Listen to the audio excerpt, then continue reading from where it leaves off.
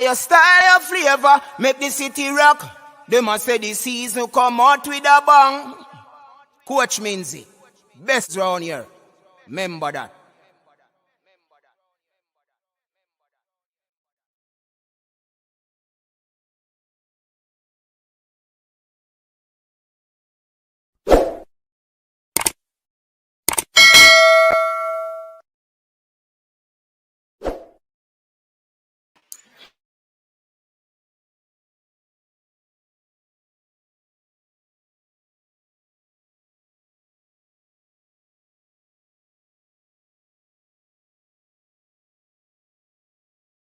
Well, welcome back, everyone. Thanks for tuning in with the show to the show again.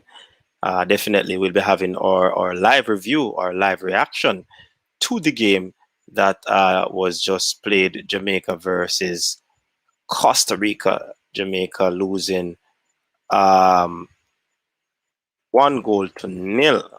and we are definitely disappointed with the result. However, we still have much to take from this game. We definitely have a lot to talk about, a lot of takeaways from this game. Definitely, we can hold our heads high, right? I believe so. It was a pretty decent game from us. Um, However, we were a bit unlucky because we did not put away our chances, and that came back to haunt us. Definitely, that's how football is. Thanks to the persons who came out earlier. We had a long wait for the game to kick off. You know what I mean? Because of thunderstorm, lightning, and all of that. And persons stick with us. And we had up to 600 people that were on this feed just now, just to give coaches this the support. And we really, really appreciate it. And we're here again to talk to you about what transpired in the game. So we'll be getting back some of the people on.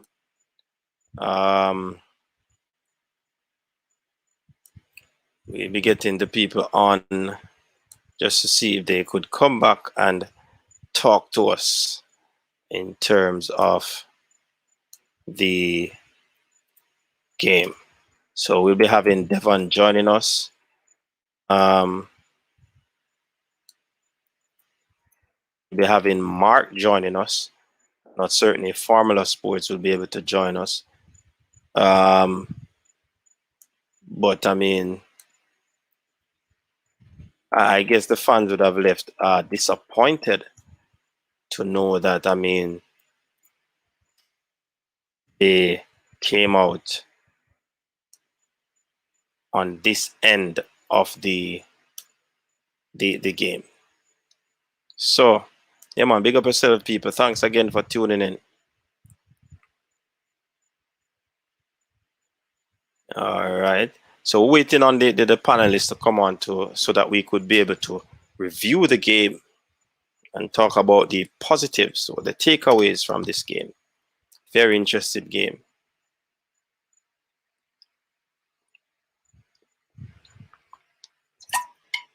Remember, people, hit the like button so that more persons will jump on and give us the support so that we could go through this live reaction.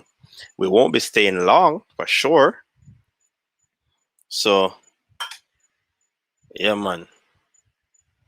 Definitely. So let me see some of the folks that are on right now who have rejoined us. Big up Fresh God, marvelous job there, Fresh God. Mark Plunkett, big up yourself. Shutter, I am mute. No, I'm unmute. And then I hear me now. Yankney, big up yourself. Kevin Bailey. Michael Gordon is back here with us. Top 10, big up yourself. With more than enough to make sub. No, I think the first sub was made in the 64th minute, you know. Yeah, man. Troy Hamill. Gavin McNeil, welcome back. Obito, welcome back. Definitely. Ishmael King, welcome back. Gavin McNeil, welcome back. CS, welcome back. Jason, big up yourself and welcome back. Sean Bless, welcome back. Check your phone, Mark. Yeah, we reach 600. Jason, reach it, man. I won't say anything. I'm in a negative mood. Big up yourself, Shatter. Michael is back. Big up yourself. Mikey Ballin. Big up yourself. Neo Sovereign is back. Big up yourself, Neo. Owen, Fidel Castro. Dreadnought, a whole heap of people. Ian Campbell, big up. Joe, Adrian Allen, Flavor Solution, Kashif Thomas. Whole lot of people back with us. Yes, man. Big up yourself. Big up yourself. Big up yourself. Big up yourself, people. Definitely want to talk about it. So, waiting on the panelists to jump on. Waiting on them. Waiting on you, panelists. Waiting on you. Check your phones. Check your phones.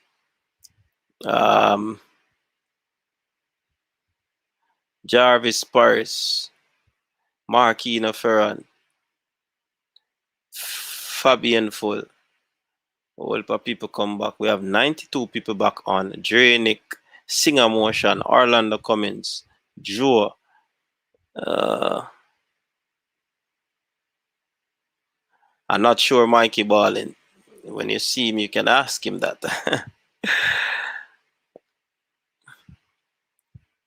Jay Ellis, Taniel Sims, big up, welcome. Come on, run up some likes before, man. Run up some likes. Run up some likes.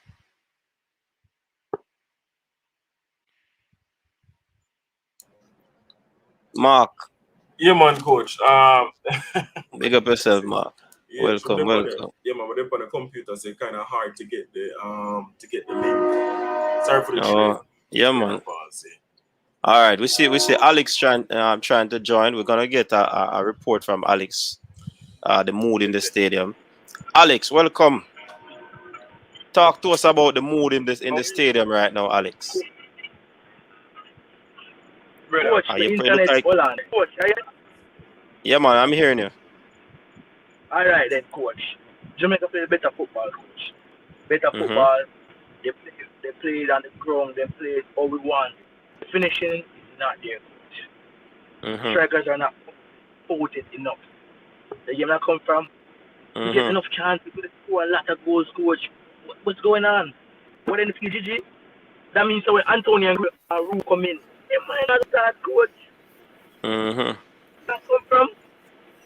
It opposite thing. Maybe could even sit down and watch the next game, coach. I see more on my yard and I 3 overdrive. I just see and watch the coach. But Fisher, I'm back of the man too much, coach. Come now. And Fisher the car side why the goal score. I'm so upset, coach. I'm really upset. We play better football. We play better football and a better day, coach. But Cataract get one chance now, coach. One chance. Brian Ruiz score. All of the game, they Cataract fans them quiet. So one chance to Fisher. No, Alex, I have a GPS on his phone, but God. Alex. Coach, we have got GPS. Yeah, man. Big up yourself. Yeah, man. Yeah, all right, best of yourself, Alex. All right, Alex. Alex. Coach, the thing is, what I like with us Jamaicans, as you can see in the comment section, throw a tapper, Costa Mania. I like that, coach. Jamaica played good football today. We just didn't take our chances. That's it for me. It was a good game. It was a progressive game. Create, coach. And some flaw mistake by the opposition. Jamaica create solid chances. Plus, Mark, to add to that, the defense, not the defense, the goalkeeper made some brilliant saves. There you go. The shot was on target, coach. Gray had shots on target, and the keeper somehow, the keeper saved them, and Costa Rica got one chance, and that was it. And this is the game of football, and we just need to take the positive from that. I know, sir, win the quarterfinal, get ready for the United States. The United States, clearly, they are afraid of our squad because we have depth in our squad. As we can see today, coach, call it this is the B squad that played. And what the B squad bring today, with the absence of Corey Burke and Shamar, them account for themselves. They show that, listen, we can take my chances, the coach give me, and come on and play football. We can make passes, we can run at them. And it's just a final third, man. It's just that we never take the chances, the clear-cut chances. We just never take them. So I think what coach need to do, line them up in front of the goal and just lick the back of the net. Just fire in at the back of the net. That's all they need to do right now. Yeah, but that in itself is good. But I mean, when you have to do it under a pressure situation, you can't just line them up and have them kicking at the goal, because that still will not work. You see, coach, you see that ball where Gray kick, coach, him rush it in a man. He has composure. Let's be honest. Andre Gray has composure. He has experience. But you see that shot that him take, coach, I think he rush it just a little bit. Because I see where you're going for the top corner. But, does him rush it a bit, man, and lick the crossbar. I was like, oh. But it's football, man, so it's really unfortunate. Let's hear what the man from up north. You're a little bit north than him. Let me hear what Neo has to say about this game. Give us a rundown. But before you do so, Neo, just want to give a little statistics. In terms of the game, shots on target, 1 for Costa Rica, 5 for Jamaica. Shots off target, 2 for Costa Rica, 7 for Jamaica. Possession, 55% Jamaica, 45% Costa Rica. Corner kicks, we had 6, they had 3. Offside, none for Costa Rica, 1 for us. 21 fouls, 17. Yellow cards, 1 for us, none for Costa Rica. Red card, 1. And that is how it crumbles in terms of the overall general statistics of the game. We'll be looking into the players and their ratings in this one. But we're going to be looking at the positives from the game, and also look a little bit on the negative aspect, what we could have done better in terms. But Mark touched a little bit on it. It seems as if Neo is away from us for a little while. But anything else you want to add to that, Mark? Even these stats that he's back. Sorry. Go ahead, Neo. Yeah, man. Sorry, coach. I just got my earphones. Well, you know what?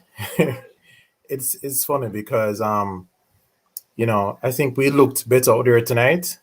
But we never came away with a victory. And in the other 2 games, we never looked so nice, but we came away with a victory. So, that's unfortunate. For me, I think the team played well. As you said, we never put away our chances. I think that we're close. I think that we're close to fitting the pieces of the puzzle together to be a successful team. And there are fleeting moments when you see it, and I'm hoping that Tapa will take it. And in my opinion, I think that it involves having Corey Burke and Gray on the field at the same time. All right. So what are your takeaways from the game? Positive and negative. Well, the positive takeaway is that I think the coach had the time to see that Maggie and DJ and Speedy, that they can actually manage the midfield. I think the coach was unsure about what they could do. I think that he realized that all of us realize that Speedy's actually putting in the work in there, and he may not be making these hard tackles, but he's closing down the spaces, retrieving the balls. And I think that we kind of play better when that is happening. Although I'm not quite sure if that's what we need to do against the United States. But as I said, there are glimpses of what we can do to really realize our full potential. But we didn't do it tonight. Right. Fair enough. For me, it was a good game. Very good game. I saw glimpses of how the team made the transition from the defense. The structure seemed to be on par in the game. It did not start out that way though, because they were actually high pressing the Costa Rican initially. So it didn't started out that way, but gradually they grew in the game. I really could see the structure. The defensive formation was there. The two defensive midfielders were coming in to retrieve the ball. Maggie was a special one on the ball. I saw where passes were being made. You see, when you really have a playmaker in the middle of the park, it helps with especially with the distribution, because with Maggie, when Maggie has the ball, he advances. And if the door is closed, he ensures that he makes the passes laterally, and they actually connected. So I mean, I believe though, I like the overall performance of the team. You could say guts, you could say grit, you could say determination. They want in the result. I mean, even before the game continued, when they were in the dressing room, they were having a whole lot of fun in their dressing room. And that was good as well. See that the camaraderie was built, and all of that. It was a good vibe. But on the other side of it, I do believe that the players, especially the front men, for me, I don't expect my players to be playing an excellent movement and pass off the ball movement and all of that throughout the entire 90. It is literally impossible. You know what I mean? But I saw where the tempo was up for most part of the game, and if you watch the game closely too, I saw where there were exchange of tempo from both teams. So where Costa Rica controlled the game, and then it switched over to Jamaica. Jamaica controlled the game.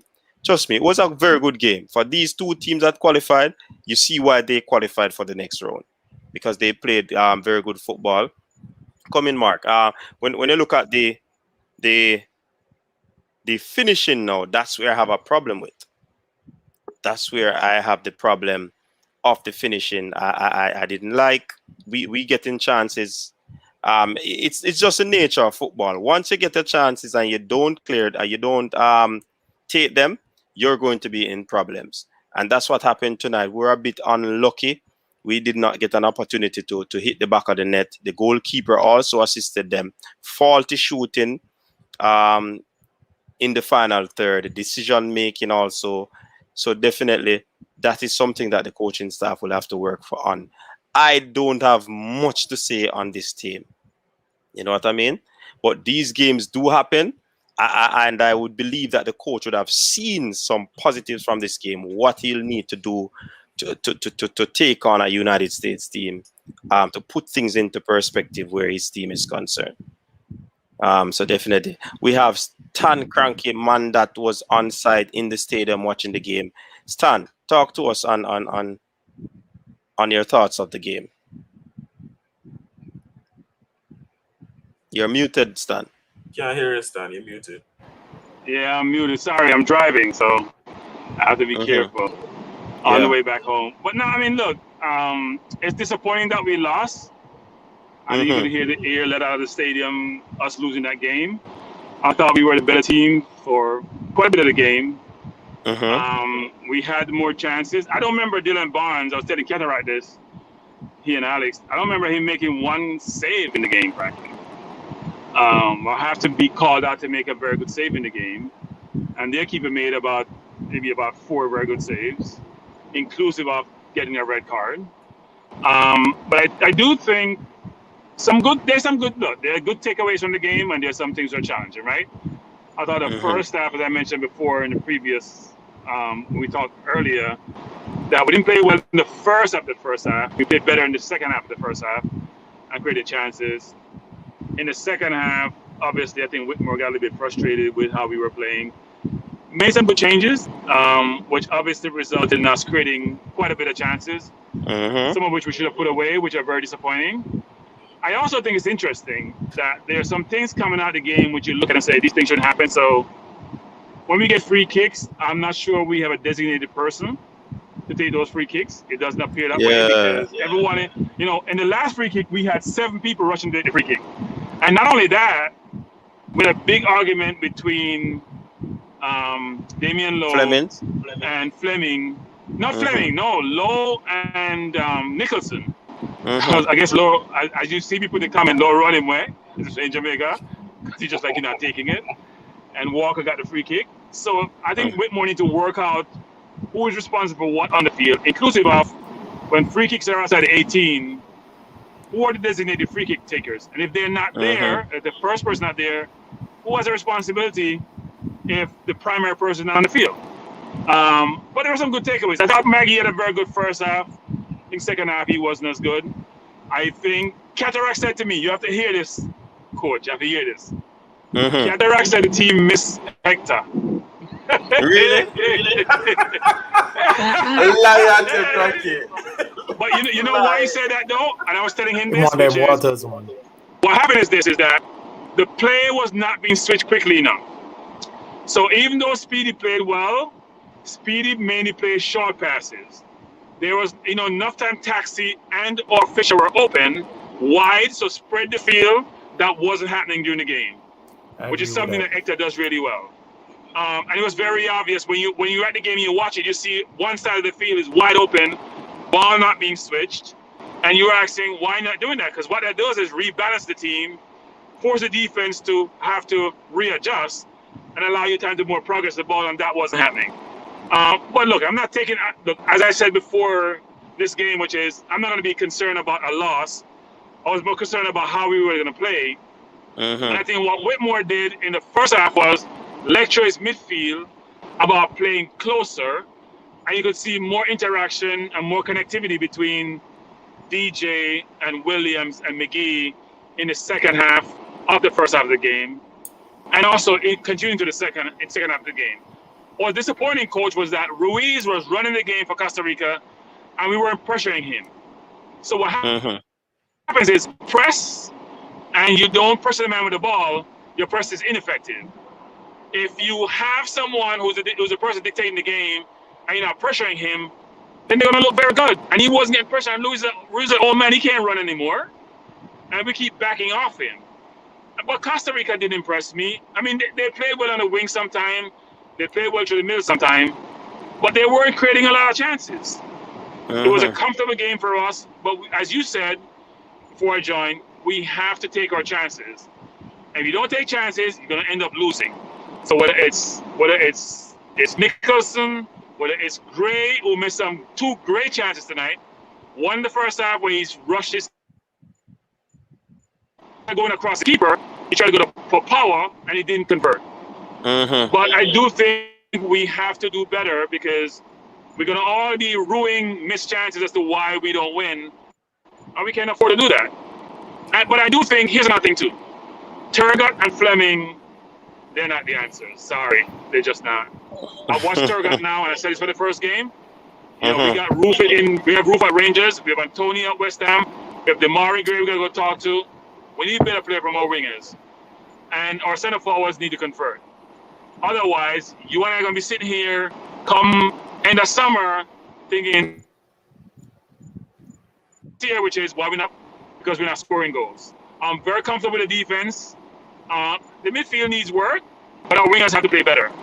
You notice I don't mention Bailey because I expect him to come good.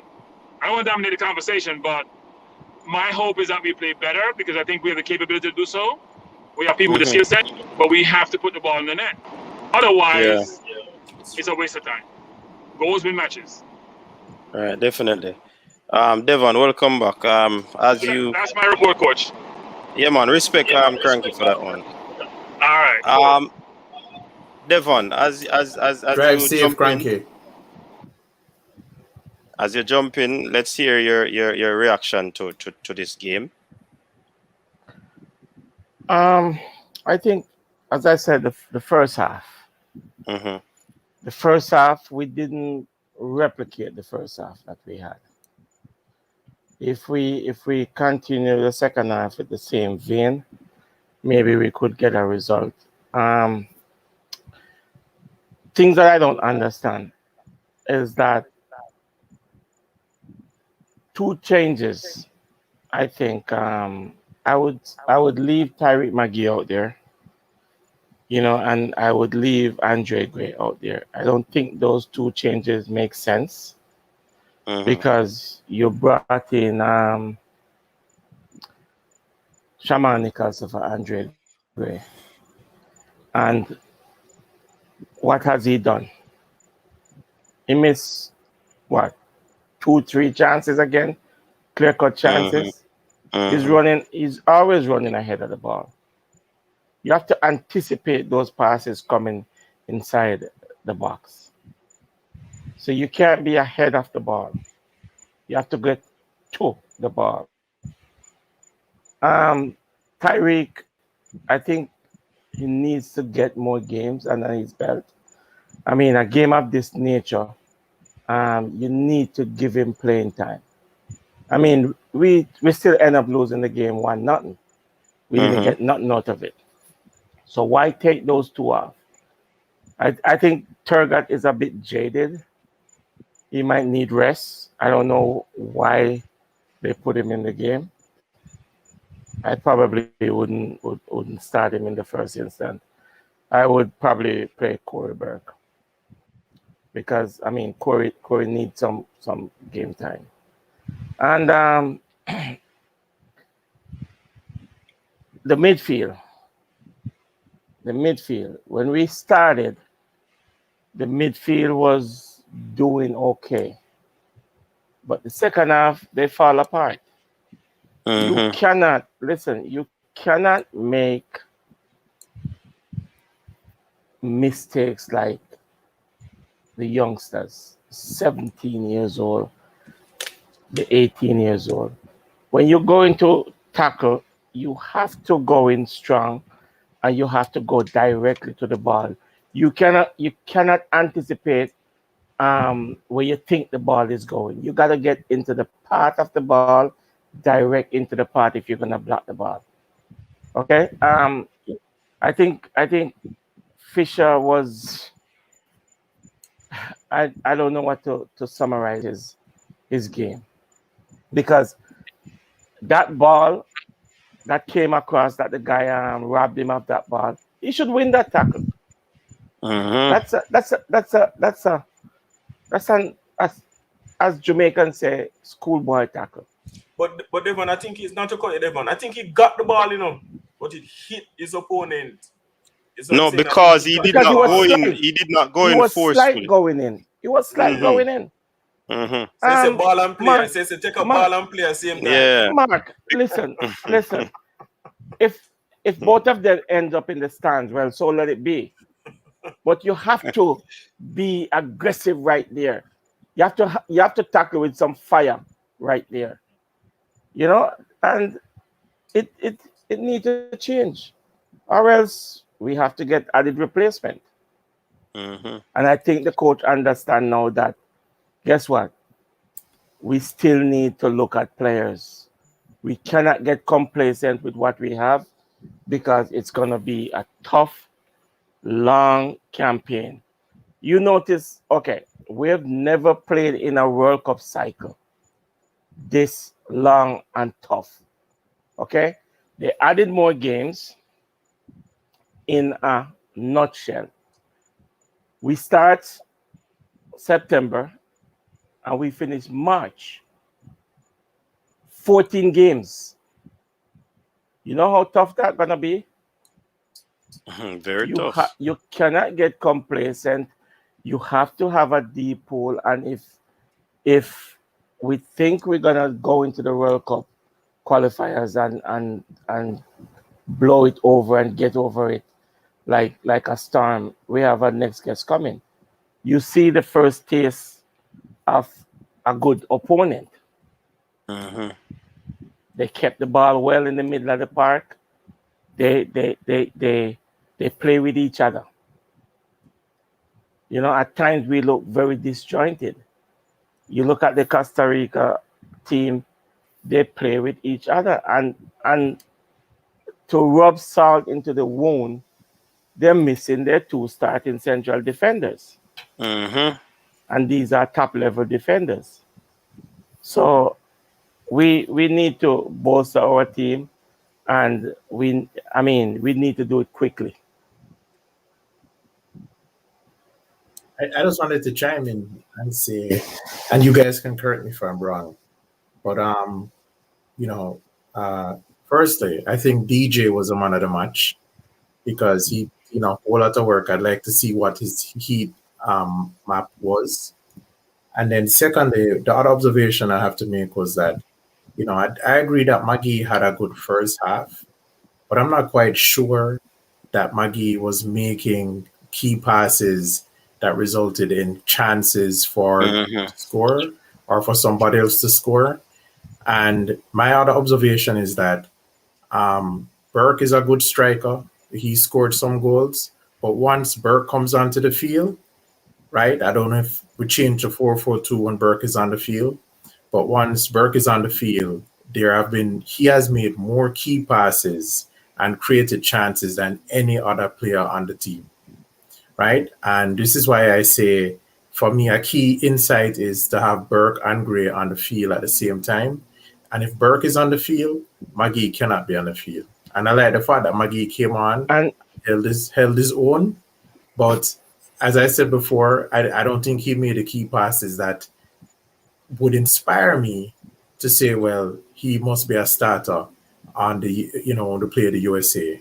For me, we need to be looking at Burke and the role he's playing, because Burke is definitely, John Boza dashed him away, and I know Gray got some chances, but I would venture to say that the chances that Boza got in the second half towards the end of the game were more and better chances than Gray had when he was playing that isolated forward. Hey, Neo, we can't make excuses for any of our forwards. I don't disagree with you about Burke. I think he's been our most impressive player to date. I know you mentioned DJ, but I think Burke has been effective whenever he has played. But Gray had 2 very good chances, and he should have scored both of them. He should have scored, yeah, man. He should have scored both of them. And also, but I don't disagree with you. Like, I think he should play Burke out wide. I said this before. I think someone said this before about the forward line being a Gray, Burke, and Bailey. To me, that's the forward line. I agree with that. Burke should play out wide because he showed he can play out wide. Because when he comes on this evening, he was playing out wide, and he was very effective. Both defensively and offensively. But I think he's more effective than even Turgot. He's doing Turgot job. I think we need to bring on Bobby Reed. Mm-hmm. Bobby Reed needs to play a winger where Turgot is to provide balls to Burke.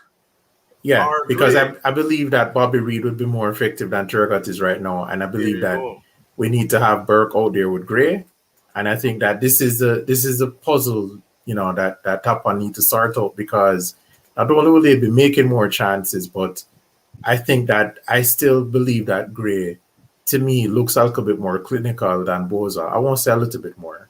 He looks more clinical than Boza, and unfortunately for Burke, who looks clinical than probably all of them, he's the one making the key passes. Yeah, but Neil, I'm not saying that Burke shouldn't came on. But I'm saying that if you should not take Andre Gray off, Burke should come in along with Andre Gray. That's my whole point. Why put Boza in? Okay, you take off DJ and you drop thing in the middle of the park. Damian in the middle of the park. Why is Lamar Walker in the game? You take off Turk. Why is Lamar Walker in the game? What is he gonna give we that McGee won't give us? I think Tapa is a little bit inflexible, because what Tapa does is, if the 4-3-3 not working, he has his 4-4-2 lineup, and his 4-4-2 lineup does not include Gray, right? And so it doesn't include Gray and it doesn't include Maggie. So if him take off, so once he takes off, once he's switching to 4-4-2, it kind of seems to me like he's saying, well, those two men are going to come off because Gray is the guy who holds up the play and bring the team into it, right? But I think because we're having a problem finishing, we need to have our most clinical striker on the field when it comes to, receiving those key passes. Now, Gray did one of the, 2 goals. I think he had, a pretty good chance. One of them seemed to rush it. I think Mark said that. Yeah. The other one, did he hit the post? I can't recall. The keeper But went down the well and Neil, saved it. when you look at the 4-3-3 formation that he employed, it was disjointed because in a 4-3-3 formation, when you attack, the 3 top man has to be involved in the attack. It looked like Gray was isolated by himself up there because the wide players are cheating the game. They fail to work. They know that they have to push up in attack and they have to drop off when we don't have the ball to defend. And because they don't want to defend, they don't push up too high. So they left Gray alone, isolated up there. And every time that Gray's get the ball, he's attracting 2 and 3 defenders all at once around him. He's not going to have a good game that way. That was the main problem, Devon. In the first half, what was happening was Gray was isolated on the center half. He was calling for the ball over the top. Mariappa was slow. Damien was slow. Taxi was slow to get the ball over the top. So what happens, he's pointing to play the ball down the line or play the ball over the top to me, and the ball is not coming. He's pretty comfortable that he's going to be able to get by the defender one-on-one, isolated. If you play the ball over the top, over the wing back, and the ball wasn't coming for the whole first half. So he was getting scraps, and I think he was getting frustrated. But he also, when he got his touches, he wasn't holding the ball up well in the first half, as he should have, or making good touches. I think part of it was just frustration.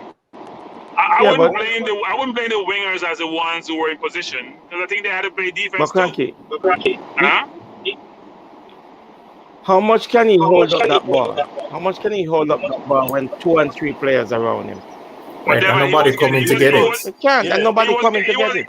He wasn't getting much ball to hold up in the first half. What ball was he getting to hold up? He wasn't getting the ball to hold up in the first half. He got more of the balls in the second half. Let me clear up something. I see one of the comments in the comment section from Carson White. He said that Lamar Walker did his thing. From when I saw Lamar Walker in the first match when he came on, and Lamar Walker, in my estimation, is paperweight. Players who said he did this thing? Did what thing? That's what I'm saying. In the comment section. In the comment section. Lamar Walker is paperweight. We have to be honest, people. Yes, we have to bust the youths them, but this is not bust the youths them time. We did bust the youths them in a drop-on tournament. When we bust the youths them, no a serious business going into World Cup. Lamar Walker is a young player. He needs experience. One of the passes they may make in a match, he was supposed to make a wide pass. He put the pass through the middle.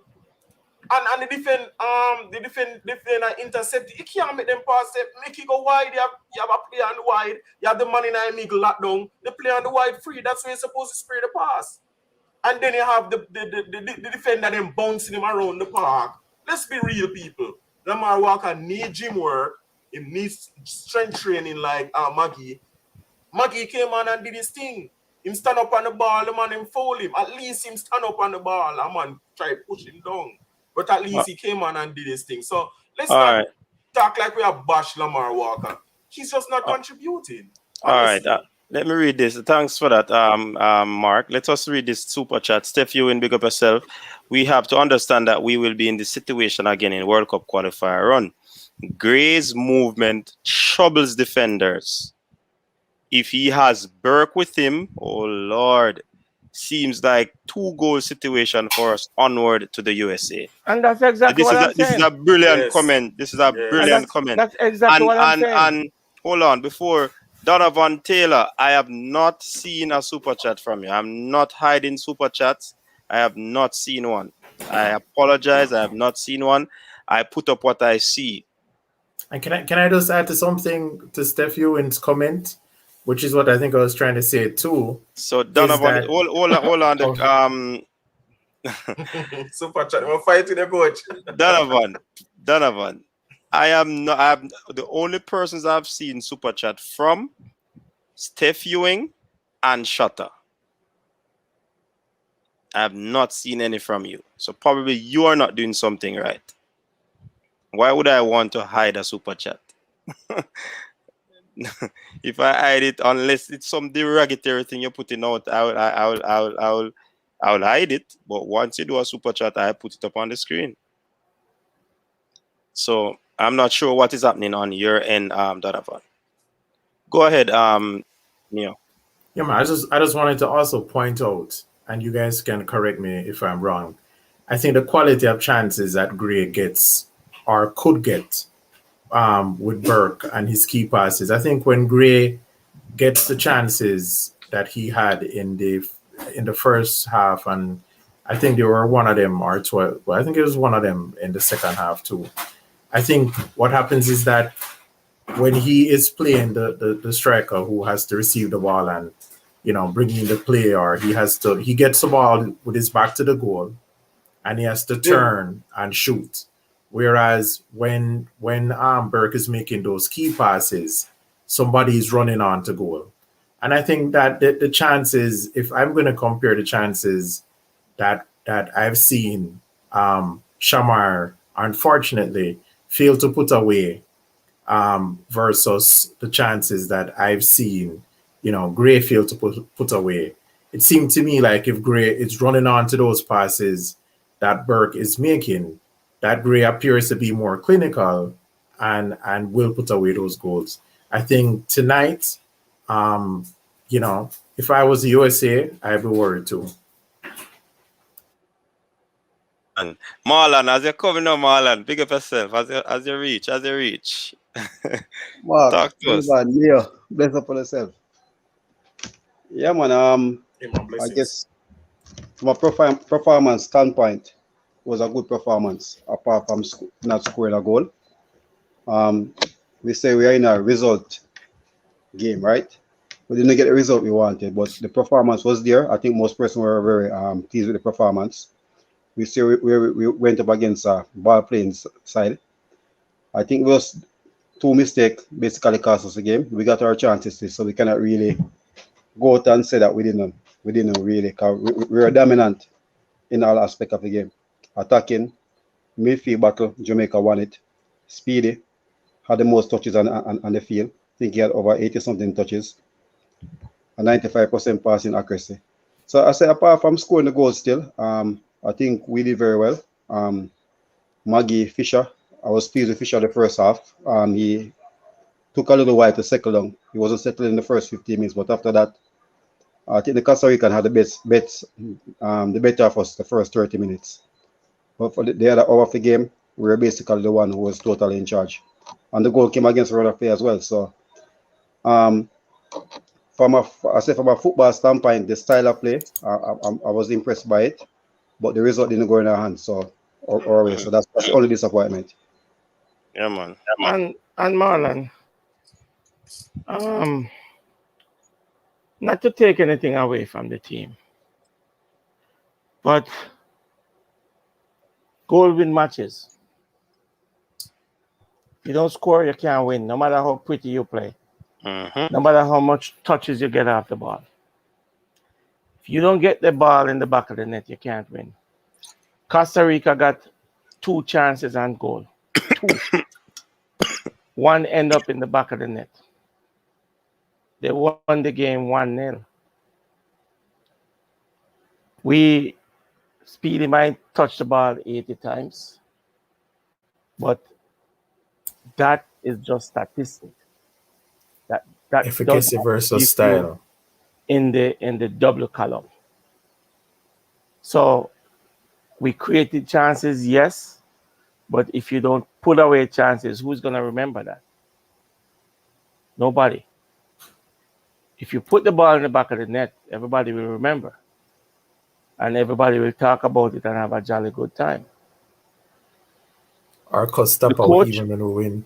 Yeah, the coach, the coach and his staff will look at the game and re-evaluate the game. The next game is our last game. When I said last game, you gotta play it like if it's your last game. Okay? So you're gonna play with everything that you have to continue in the tournament. So it won't be our next tomorrow. Okay? So we have to play the term when I said last game, like it's your last game. It's life and death. Okay? So we don't need people to touch the ball 1,000 times or 800 times. What we need is goals in the back of the net. And at the end of the day, we'll be victorious and move on to the semis. So we can't go out there and play pretty football. You see what Costa Rica did when we get the ball? When we have possession of the ball, they do everything for us to lose possession of the ball. They grab you, they kick you, they push you, they do everything. It's the referee's job to handle the game and call the fouls. But if you don't call it, they get complacent and they're happy with it. Say, okay, the ref's not going to cause it. So we're going to do it more. We're going to upset the apple cart. And that's what Costa Rica did. And when they get possession of the ball, we don't do that. We back off of them. And if you back off of them and give Brian Ruiz time and space, time and the ball mean quality. And he will deliver a quality ball. And I think that's what get the better of us. They play ball around us, and we were not hurrying them to get them off the ball. Even if you can't win the ball, you have to disrupt. You have to disrupt it. Even if you cannot win, you have to do things to disrupt it. And that's what they do. Do things to. These are Central American. The Mexican play the same way. El Salvadorian play the same way. Costa Rica, Honduras, they do the same thing. All of them do the same thing. They epitomize each other. And this is what they do, the dirty football game. And if we can do things like that, they're going to beat us any day. Can I ask you guys a question? Was Damian Lowe playing CDM towards the end of the game? Yes. Okay. Because it seemed to me like, I don't know, it seemed to me like something they should do he in looks the USA good. game. Yeah. He looks good. Right? You won't simply what he basically did, took Johnson out of the game and brought in Lamar and basically brought Lope in. But the thing when Damon plays a position is either one-sided, right? And you cannot play CDM and you're more one-sided. Either he motivates himself on the left or the right, not in the center of the park. He basically followed the ball. He did well the time was there. And Devon, as you said earlier on, one of the key factors in the game, and because if you look at it, the Costa Rican team, they start, both teams make changes, right? I think they're basically, they know the fear factor of the Jamaican offensively, right? And I think all the teams, because even listening to the USA guys, they're like, playing Costa Rica, they're more comfortable because they don't know how Jamaica will come a match up against them. And they know they have a lot of youngsters. So I think that one point they say they're more comfortable because Costa Rica will try to play football against them, with Jamaica coming physical and with the players, with the individual skill, who can come and do a moment of magic and change a game. And I think that's a fear factor in both US and Canada team. So I think Canada might be more comfortable now facing Costa Rica. But as I said, this is a final for us, and I said we have 3 finals to play. So basically, winner or go home. And I think Tapa must have that in his mindset now to motivate the players. So guess what? We have beaten US already in a semi-final. Let's do it now. In a quarter-final, let's do it in the semi-final. Let's do it in the quarter-final now. And I think it's gonna be a pretty good matchup because we see the attacking threat we have. I think our defense is much sturdier than Lewis. Zimmerman might be out of the game, but it's gonna be a physical backup between DK versus Low and Moore. But if we can get control of the midfield, I think we have all the quality to go straight to the semi-final. Definitely. I agree with that. All right, so let us give the breakdown of the player ratings. Let us rate the players. Starting with Dylan Barnes, and we'll be starting with Devon. I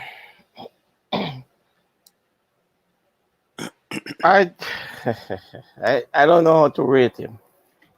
I honestly don't know how to rate him because I haven't seen a lot. The goal that score, I mean, against him, it's a point blank goal. I think he could have done better to get a hand to that ball. I think Blake would probably save that, hands down, because I've seen him do things that unbelievable.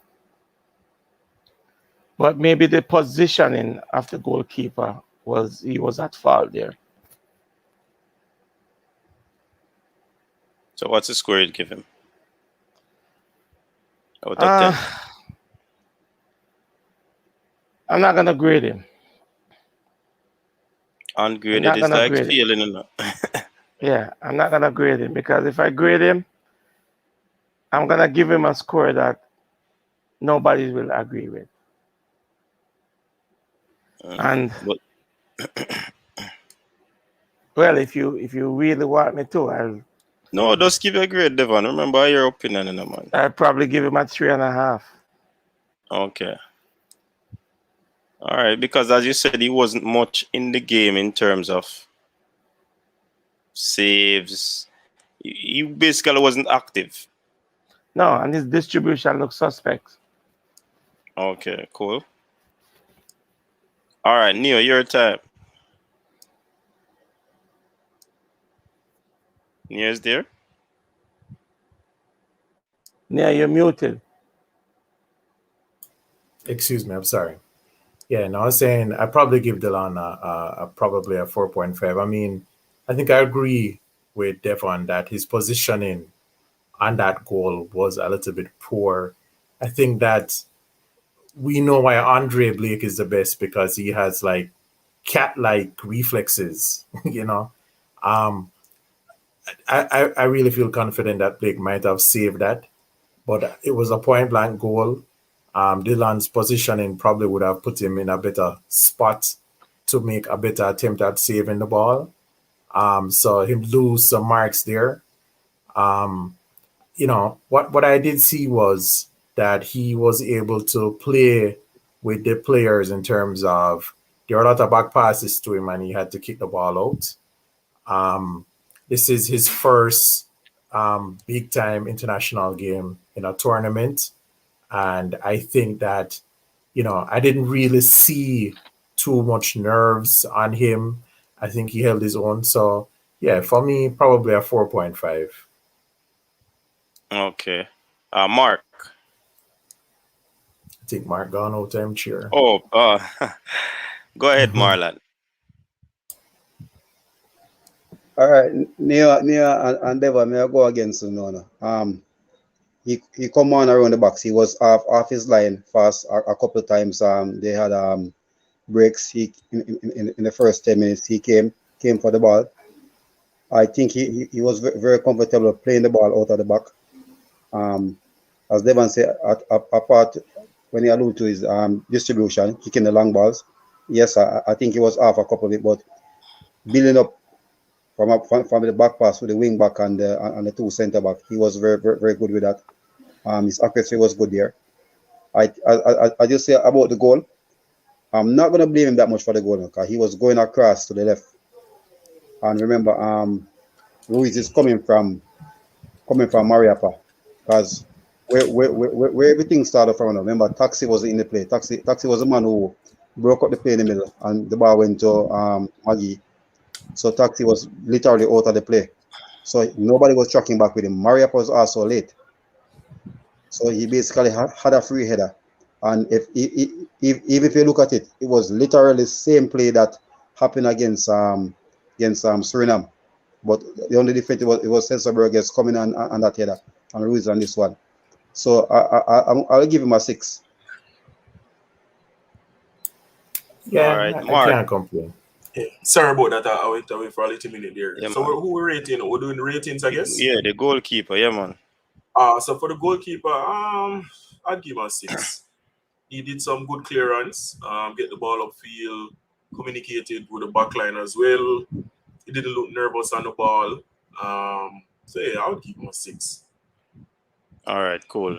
Moving on real quick to the defenders in O'Neal Fisher. Mark, started with you. You've ended just now. Starting with you, how do you rate O'Neal Fisher? Fisher, for me, I'd give him a 7. Withstanding the mishap there, instead of clearing the play and ball out in the stands. He played well. I saw where he moved the ball outfield. When his opponents were locked down or being marked, he tried to run upfield and get some foul in for Jamaica. I didn't think he played too bad. Probably started a little slow at first, but he progressed into the game and he did his thing. So I 7 for him. Okay, Neo. Yeah, I don't think I could have given him a 7 still. The goal, it make a bad tackle there, a soft tackle. So I couldn't give him a 7, but I think I'd give him probably a 5.5. Maybe a 6. He did look competent. I think that we were pleasantly surprised. Because prior to this, people were suspicious that he wasn't up to the game. Right? So I suppose what he did was to prove to us that he does deserve a spot on there. However, as I said tonight, his tackle was the cause of the goal. So for me, probably a 5.5. Devon. Thank you, gentlemen. Devon. Yeah, not only that he made that missed tackle right there. There are several times he pushed high and the ball was played to him, and for him to get inside and put that ball inside, and he turns that ball outside. Why are you looking down into the corner for flag when you're supposed to get that ball inside the box? For that, I'll give him, he has to have good awareness of where he is on the field. I give him a 5. Marlon. Gentlemen, remember your score now. Remember your score that you gave each player. Fisher, link up play with Turgot. His first 15 minutes, because he was a person who was under the microscope, right? Because most persons basically wasn't really looking, crying out for him to be in the squad. So I think he gave a good performance. I rate him 6.2. He got a 1 square in. There's a little build up here with Fisher, with Turgot. The only thing, the chemistry with him and Damian Lowe wasn't there. I think Lowe and the understanding between Lowe and Alvas, as they have been playing together for several years, so they have that understanding. So I think, as Devon said, there are sometimes he was found water, but I think he looked more confident, and I think if you're going to really judge him and look at how Alvas been performing, he looked more solid than Alvas, honestly. And so I give him a 6.2. Okay. Moving over to D-Lo. Well, man of the match to me. What say you, Neil? Damian Lowe. You're muted. Oops, my bad. Yeah, man, Damian, a solid 7. Definitely the head of state, a very appropriate name for him. Inspirational as usual into the game, and Damian is a man who, he's out there to win. You know, so for his leadership qualities, his key players in the defense, definitely a 7 for me. Okay. Devon, let's go through this quickly. I always look the part, never complicate the game. I always make good choices. I give him an 8.5. Okay, good. Marlon. Yeah, have him at 7.5. He was very, very strong with his ground duels. I think he lost probably about 2 of them. He lost a couple era duels, which was very, very strange. You know that he is very strong in the air. And his passing was basically the same. He had a very high touch rate, as he had 80 something touches. Passing was good. I think he had a 86 or 87% passing. So 7.5. All right, Mark. Damon, no for me. Solid player. I love when he makes some long passes on the ground, upfield, connecting to our players. I give him a 9. Okay. All right. So moving on to the quiet man on the park, Adrian Mariappa. Starting with Devon. Think he's still a good player. Apart from getting up in age, I think I'll give him a 7. Okay. Marlon. Yeah, 7 as well. I think he was one of the key players there. Another person who had another 90% passing accuracy. So didn't require to do much. I think he won his era duels. Didn't have a lot apart from the misheader that he did in the early part of the game. He was quite solid. Got caught out for the goal as well, so about 7 for him. Mark. Yeah, I'll give Mariappa a 7 as well, being that his experience. I saw one of the ball came over the top, and he went up and hooked it, away from the Costa Rican player and turned, and get out of that difficult situation. So for any other younger player, they wouldn't know what to do with that ball coming over, from behind, hooked it and come around. So his experience, he should have jumped to the player for that header. Maybe that would have put off the player a little bit. And, while the keeper was adjusting, Barnes couldn't adjust fast enough to save that, as we could see. And that's how he went down. So if he had went up with him and kind of get him off balance in a sense, then maybe we would have seen something different. So I'll give him a 7. All right. Moving over to the taxi. What would you say about this one? Devon, okay, go ahead. Barring the injury that happened to him, I thought he has a reasonable game. We all know what taxi brings, and there are times that he made some mistakes, but even then, I'll give him a 6.5. Okay. Marlon.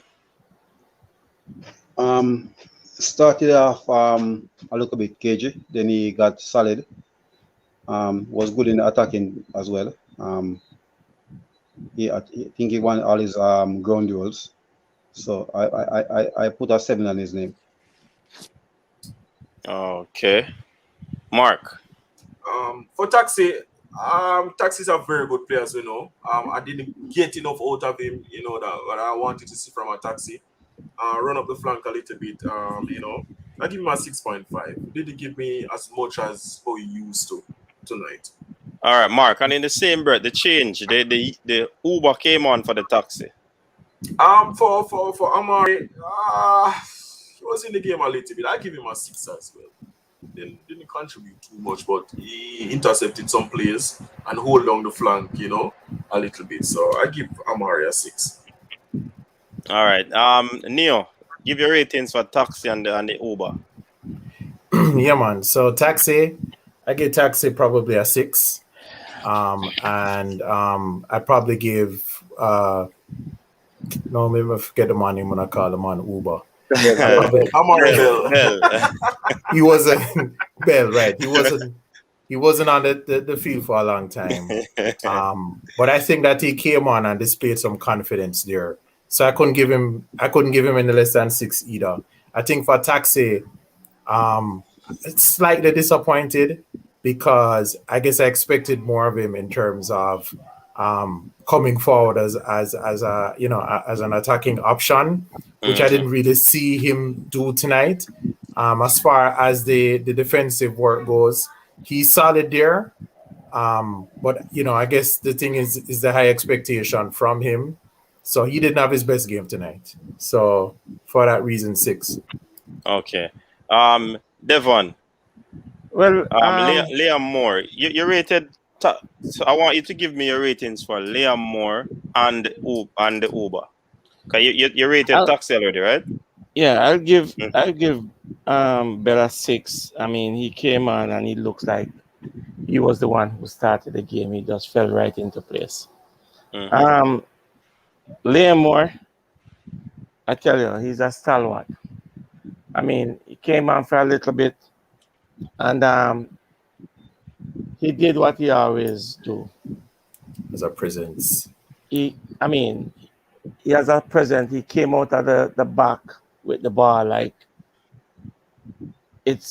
he has been there for 100 years. I'll definitely give him a 7.5 because he's the only reason why he's getting a 7.5 because he didn't play for a long time. That's Liam Moore, right? Yeah. Okay, cool. Marlon, Liam Moore and Uber. Liam Moore. Liam Moore is part of the Ministry of Defense, We have Edo State and Liam Moore is a part of the Ministry of Defense. It's all right. Let's start with Amar. Came on, replaced Taxi. He didn't really miss Taxi. He came on and won his ground duels. So basically, he was sturdy as well. A good passing accuracy as well. Back in the 90s again. So give him a 6.5. Liam Moore as well. Came in the middle, came at the back there, and immediately the chemistry between Amari Bell again started clicking again. So I give him a 6.5 for the short time he was on the field. All right, cool. Running over to Speedy Williams and the next pivot player, Daniel Johnson. Just graded both of them same time. Mark. Sorry about that. So we're going with Devon. I'd give Devon Speedy Williams an 8. Again, not too many long passes. He played a comfortable game. He played when in his depth, playing those short passes, moving in space, making passes with Mackie and everybody, and it's smooth, it flowed. You can see it flow and then move forward and move around. So I give him an 8. Daniel Johnson now, it was all over the field. He went up and he took a shot at goal as well. Did the defense, in the middle and everything. I'll give Daniel an 8.5. Neo, hold on before you go any further. This man said another scratch off win. Big up yourself and thanks for tuning in. Man say, yo, the man then lose, yo. What if them did win? Every man would have get that 10. Go ahead, Neo. Oh yeah, right. So we're talking about the midfield, right? Oh, sorry. One sec, coach. I'm sorry. 1 sec. Devon, go ahead. Yes. Speedy kind of surprised me. I have my doubts, but I think he came in and he played a sturdy game. I give Speedy a 8.5. DJ, to me, I think he was our best midfielder and probably the best player on the park. I give him a 9. Okay, Marlon. Speedy, as I said, had a very good game. 6. He collected on 5 of his 6 long passes. 8.5. DJ 8.5 as well. Both of them were basically like mimicking each other. with the passing range and everything, we're pretty close. I think Speedy had more touches than DJC, but from the attacking point of view, both of them were involved in attacking. They didn't get to put in a lot of tackles. I think they kept the ball well with both of them, the rotation and they're very fluent in the midfield. So both of them 8.5. All right. Neil, your time with the Speedy. Yeah, man, Speedy and DJ. Yeah. I give them an 8. I think Marlon said it perfectly, so we can move along. All right, cool. So back to the man that many persons wanted to see. Maggie. Mark, you want to start off with Maggie? Maggie, the maestro. All right. First time, well, not first time playing for Jamaica, but first time in the competition. I think he did well. Once he came onto the field, they saw the flare, the crowd get excited, the dasher man in turn, you know what I mean? He make passes. The tackling now, he need to work on the tackling. But I'll give Maggie an 8. Generous tonight, 8. Yeah, man, that is the magician. Yeah, Neo, how you rate the magician? Yeah, man. So the first half for me, Maggie did really good. If I was gonna just grade him on the first half, I'd probably give him an 8 too. However, I think him game drop off a little bit. So I probably give him maybe probably a 7. Yeah, a 7. Devon. Yeah, I think his first half performance was very, very good. I mean, you see a bit of trickery from him and what he can do, the little flair. The second half wasn't as bright as the first half, so I'll give him a 7.5. All right, Marlon. Maggie 7 was very, very instrumental in the first half, especially in the attacking third, as he had that free roll. There's 2 things I think he need to work on very much on his defensive side of his game. He said that himself. And when he have the ball, he need to be firmer when his back is turned to goal. Going forward is okay, but once he turn away from the defender, not facing the defender, that's his weakness. And so, as I said, he was there. Person is always gonna remember that tackle that came and that he jumped out of and didn't chop back with the defender, with the attacker. So that's every time we're gonna remember that goal. We're gonna remember that play.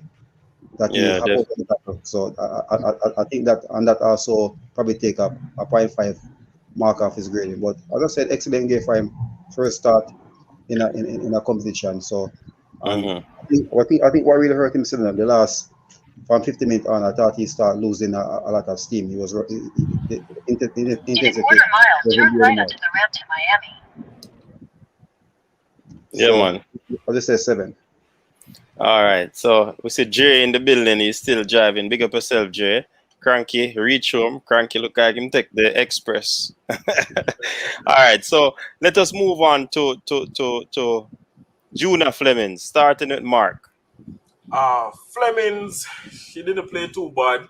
He dropped in the defense a lot. Seemed like he was helping out Mariapa around there.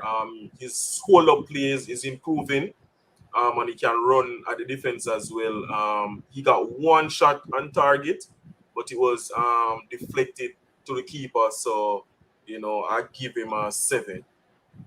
7, okay. Neo, Flemmo. Yeah, Flemmo. I'll probably give Flemmo maybe a 5.5 or a 6. He got that 1 chance off. He kind of held up the ball. He got some important. There was some fouls there, some free kick opportunities that he created. Sometimes him kind of like him go over too easy, but to my surprise, the ref blow and we get a free kick. That's a contribution. He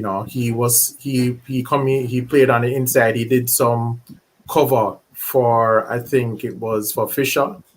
He did some cover at times for Maggie.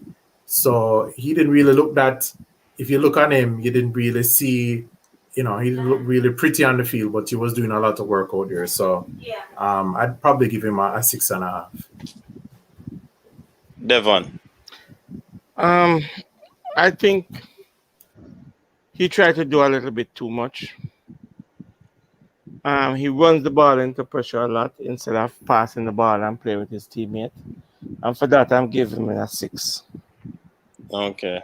All right. Marlon. All right, Flemmer.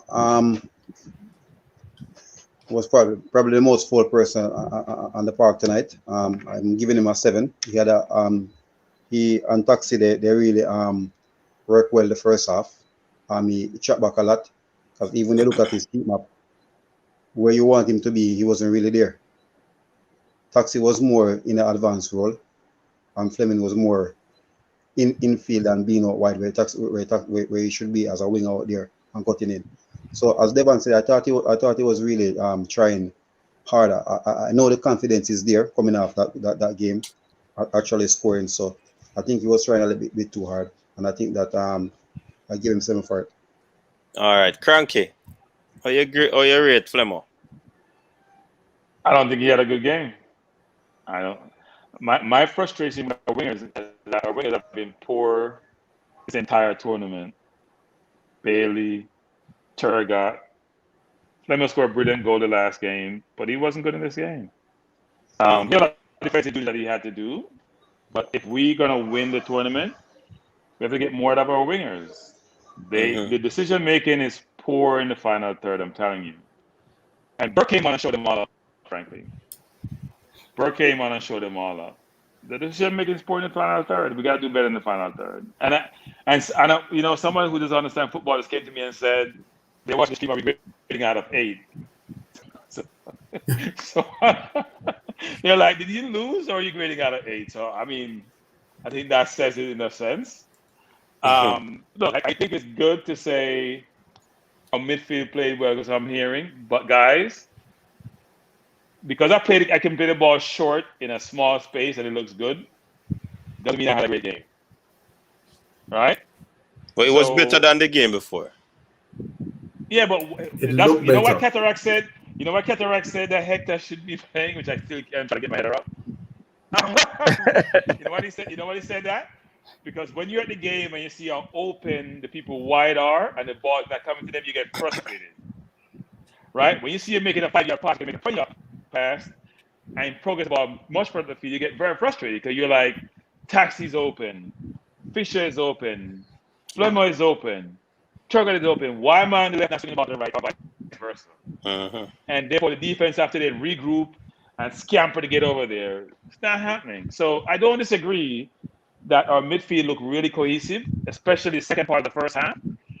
But Gray was frustrated in the first half because Mariappa had the ball a couple of times to put the ball over the top and didn't. So they got frustrated. Lowe had a couple of times to do. Taxi had a couple of times to do. And when you're playing forward and you feel good about you being clear and you think the ball's going to come and it doesn't come, and it kills the play, that decision making you don't see sometimes in the game, right? That decision that wasn't made, that should have been made because you made a safe play, sometimes frustrate players. So long-winded to say I don't think Fleming had a very good game. I gave him a 5, frankly. I think he had a good game. He was actually for 96 minutes. I'm not sure why he was there for 96 minutes. Okay. Up top now to Andre Gray. Jerry, anyway, there you can't talk? Coach, it's kind of noisy in the background because I'm driving right now, so I'm just here listening and all right, cool. Enjoy being a part of the panel. Yeah, man, big up yourself. All right. Neo, tell us about Andre Gray now. I mean, he more hear that score of Andre. Drop him scoring in the comment section, people. Yeah, so to be honest with you, I would give Andre Gray probably a 6.5, right? I think that he was isolated. I think he came close 2 times. He came close 2 times, and he did not really have a lot of opportunities. I know we're saying, my grade for him is going to. I'm just going to have to say I'm going to have to compare him to Shamar, right? And as I said before, even though, he probably could have scored at least one of those chances, I think he had less chances and he still looked a little bit more clinical to me. Also, he has a lot of experience. At least one of the chances that he had, he rushed. So I'm disappointed about that. But I expect him to, slow his heartbeat down, right? And take that extra second to make sure that he put away the goal. He didn't do that tonight. So I have to give him a 6.5. Devon. Same what Neo says. I agree with Neo. And I'll give him 7. All right. Marlon, you're back? Yeah, man. So Andre, wasn't a factor that the first 20-25 minutes of. He was basically starved of service up there. So came into his own in the 28 minutes and had 3 shots. Hit in the post once. One big chance miss.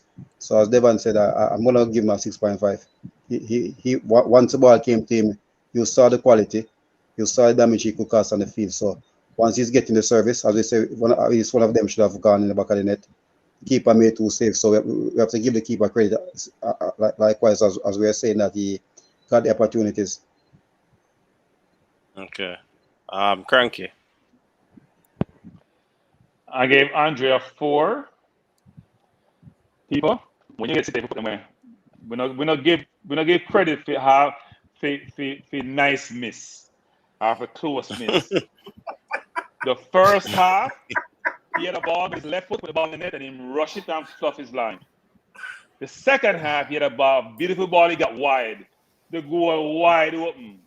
And he went for power versus put the ball in the Neo, right in front of him. The first goal, the man was falling back still. But it's your turn. So I'm going to be quiet. Neo, he had time. Neo, he had time. Enough time, Neo, enough. A big Premier League baller. In the Premier League, but Championship come back a Premier League. He put the ball on the net. Him fluffing lines tonight. He gets so much. Not about him if he gets 7 for what? If he try hard. Yeah, Premier League to put the ball on the net. We not play try hard business. You have big time ball. Yeah, and if we rate both, so for them missed chances there, so we have to rate Andre. No, can you compare Boza's misses to Andre's misses? No, seriously.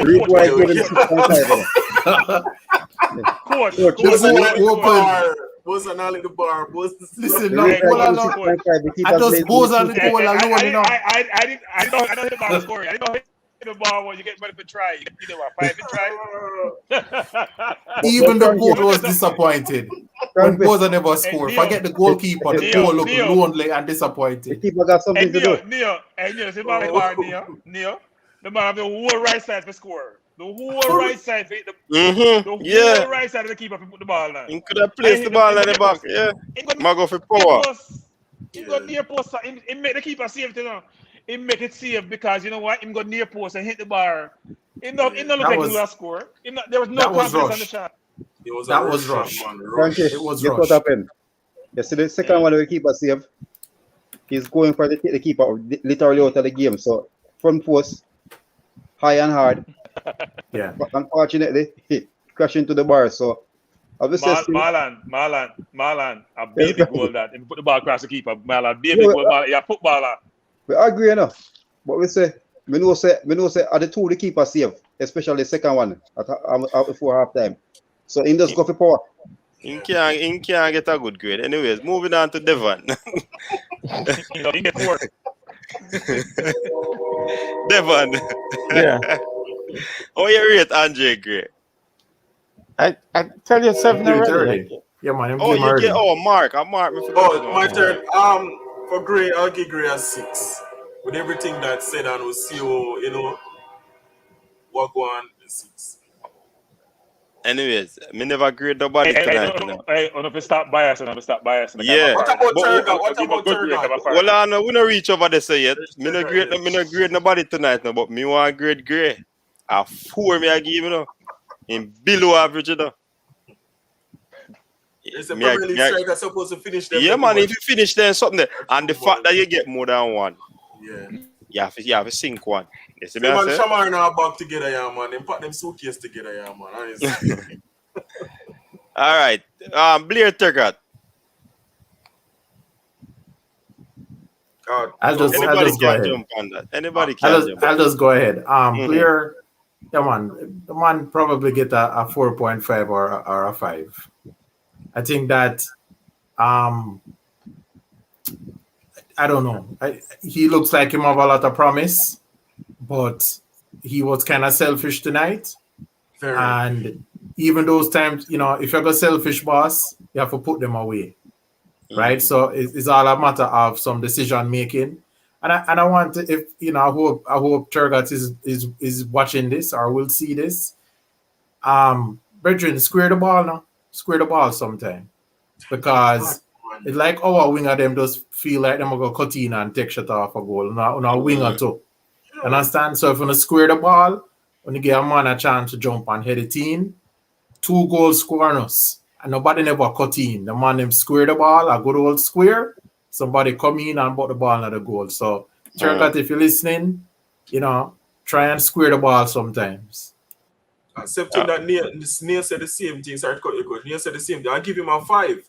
He has done it in the last 2 matches. Did it in the same thing.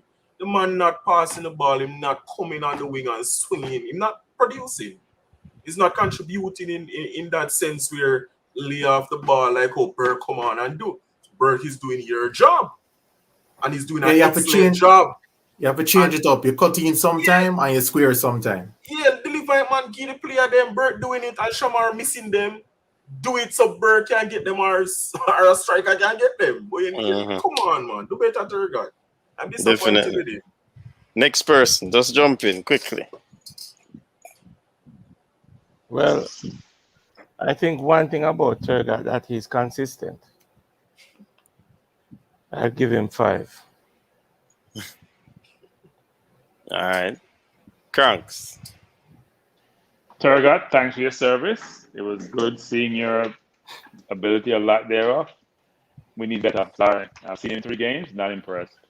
Okay. Demari Gray, stop thinking about playing for England. Roof, we need to know. We need help. Nathan Redman. Our wingers are not doing it. Yeah, we need help. Sorry, not doing it for me. Marlon. Before he goes, his final 3rd decisions are atrocious. Atrocious. Sorry. Yeah, definitely. I agree. Marlon. All right, Turgot. All right. First and foremost thing about Turgot. Turgot is not a person you can get a square from. He attempted 4 in the 7 in the game, right? That's basically way above average for him. He doesn't square the ball. That's why he's playing striker for his club now. He doesn't square the ball. He's a person any flank he's on, especially on the left hand flank. He's not gonna square it. He's gonna come cut in, link it with the forward, and try to get a shot off in the center. I gave him 6. He basically, as I said, in the final 3rd, decision making wasn't the best. He created 1 key chance in the game, so I gave him a 6 for his performance.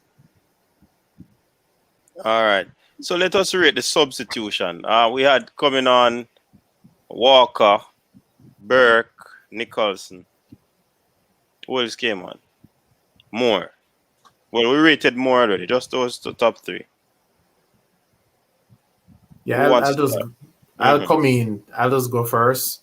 Burke, 8.5, 9.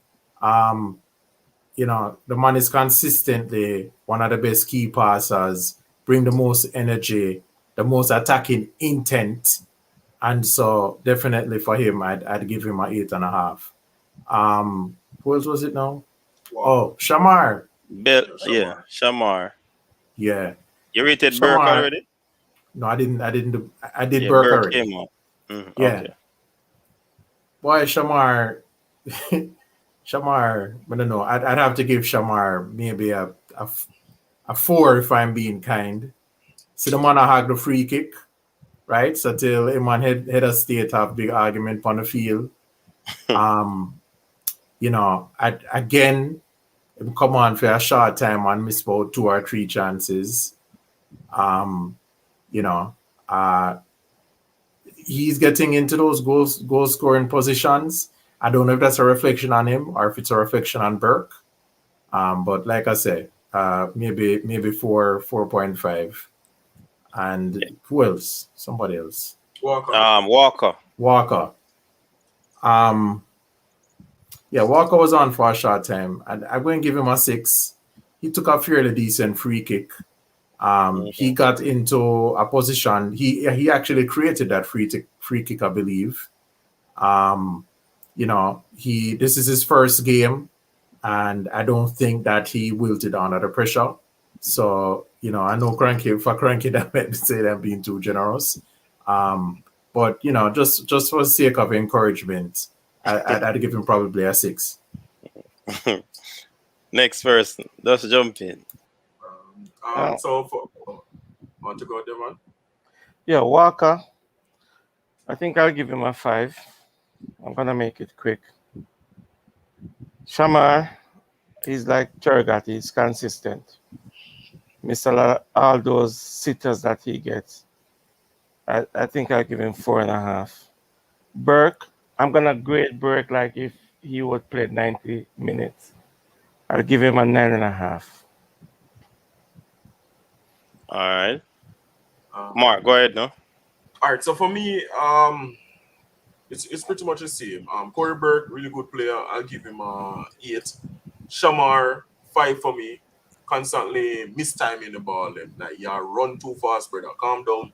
Watch the ball. Put it in the back of the net. It's simple. You're a striker. Lamar Walker, people think me I bash him. I'm not bashing the player. He's young. He did try his best today. He did press today. Created a goal scoring chance. Took a good, well, not so well, free kick. He needs gym work. Honestly, the man then push him off of the ball, and it's clear to see. He needs gym work, and that's just it. So I feel a little bit harsh. I'm going to say this. Burke gets a 9. I thought he was very impressive in a short period. Nicholson gets a 0. Because if you do more negative than positive for your team, you can't get a positive grade. And I want to be harsh. I'm going to give you a 0. And Shamar Walker, I get DNP. Did not play. All right, Marlon. Andre Walker. All right. I'm sorry, Andre Walker. His name is Lamar Walker. Lamar Walker. My bad. Andre the Giant, whatever his name is. All right. Hold on, coach. Hold on, Marlon. I just want to correct something in the comment section. Bossman name Ames Brown. If you are going to have your opinion, you're free to have your opinion. I've never disrespect anybody or call him an idiot or a clone or anything like that on this program. You can debate and have your opinion, but don't try disrespect people. Don't try disrespect my boss, man. I'm gonna know you. I said what I said about Walker. He needs gym work. He's too weak as a young player, and he needs to be more sturdy on the ball. It is simple as that. It's either you're gonna take that or you're gonna go and go ball with it. But no disrespect us on the panel. It's simple as that. And we don't know you. Can continue, gentlemen. All right. Buju Burke. Came on. Step on the acceleration pedal, and I gave him a 9 for that. Shamar got the chances again. I think we basically seen that the number 9s, they don't want to score. Andre got his chance. He came on. Shamar came on. So the chances are being created. We're just not finishing them. And so for Shamar, I gave him a 5. Walker came on, was fouled 2 times, was fouled in a very dangerous position. My disappointment still with the free kick. He won the free kick. I think Liam should have gone for it with his power. We got some good opportunities there. So for Lamar, gave him a 5.5. All right. So I know sometimes the comment section might say a comment where you're not like gentlemen. Sometimes we have to ignore it. Yeah, you know what I mean? Yeah, man, because we don't want no back and forth going on. Yeah. So I agree with everyone that great is great. I don't know, I may sound harsh, but I have a question for people. When you give Shamar a 5, how does he get a 5? So if you come in the game, you missed 2 chances, you did nothing else being positive, 5 means I'm average, right? At an okay game. That's what we give Hector a lot of times.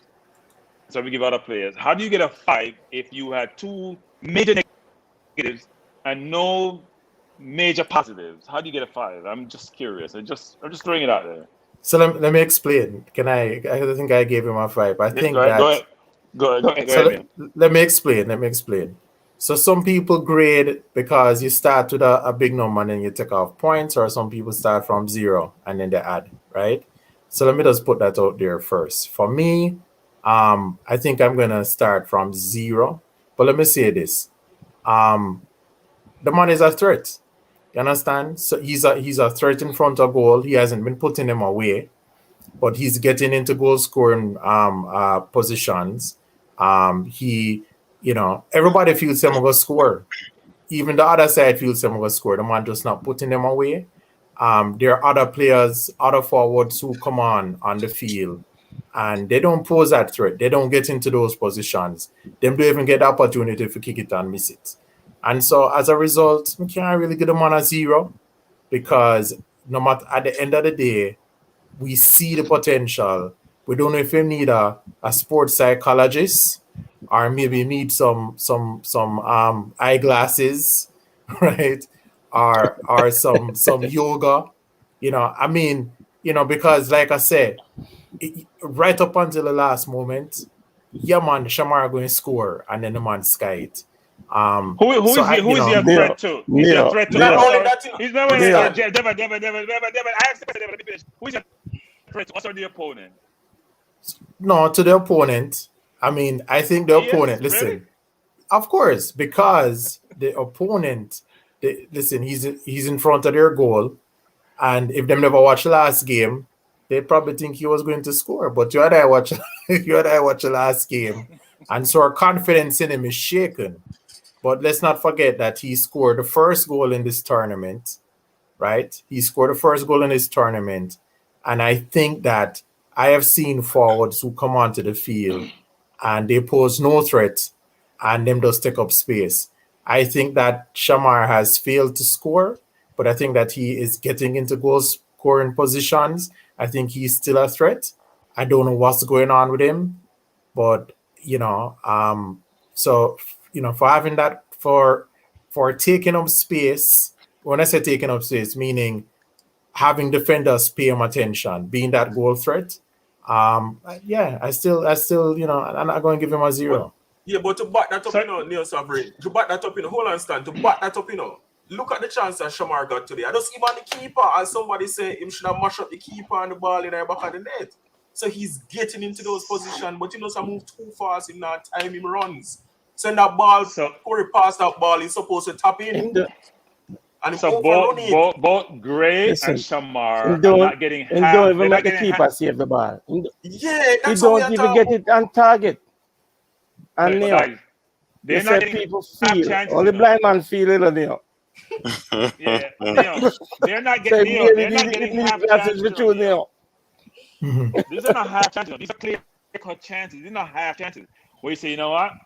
I can see why he missed. The goals he and Gray missed today, they were clear chances. They're not even half chances. That's my frustration with these people. 5 and 6. But the difference with goal with Gray miss is that he gets them on target. Shamar don't get them on target. Then they are over. Devon. Yeah. You can't score them goal and miss today. I think that you and Devon agree. Hold on. I know think you and Devon are agreeing. You don't have to ask me if me can score them. Me know me can score them. I think people don't realize the person with the left foot now. He will say half balance. He half balance guys, him just half balance. He never have balance because he half balance.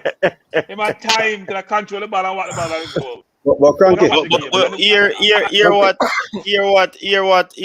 Empek is saying. Empek is saying the difference between Burke and not Burke, Nicholson and Gray is that Gray gets the balls on target. Yes. While Nicholson doesn't. Yes. The man said the Timo Nicholson and Timo Gray. All right, the first one that the keeper saved. You know. Good name. Good name. Hey, The first one fresh that the God, keeper that one the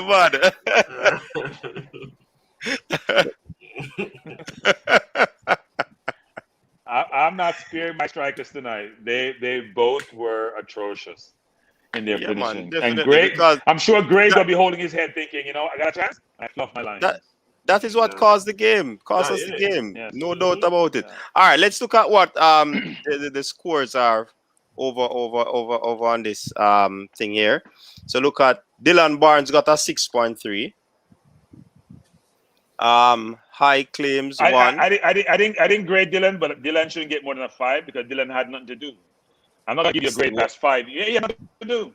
Well, he got 6.3 because high claims 1, touches 26, accurate passes 12 out of 21, which is 57%. Long balls 12, 3 accurate, clearances 1. And not much else to do, like I said. But he got a 6.3. I guess with his passes and those things would have gotten him involved in the game. His heat map in the center there in his box, very hot. So that's why they would have given him a grade. Let's look at O'Neal Fisher. And you can interject whenever you feel like. I was off by a couple with Fisher and the goalkeeper.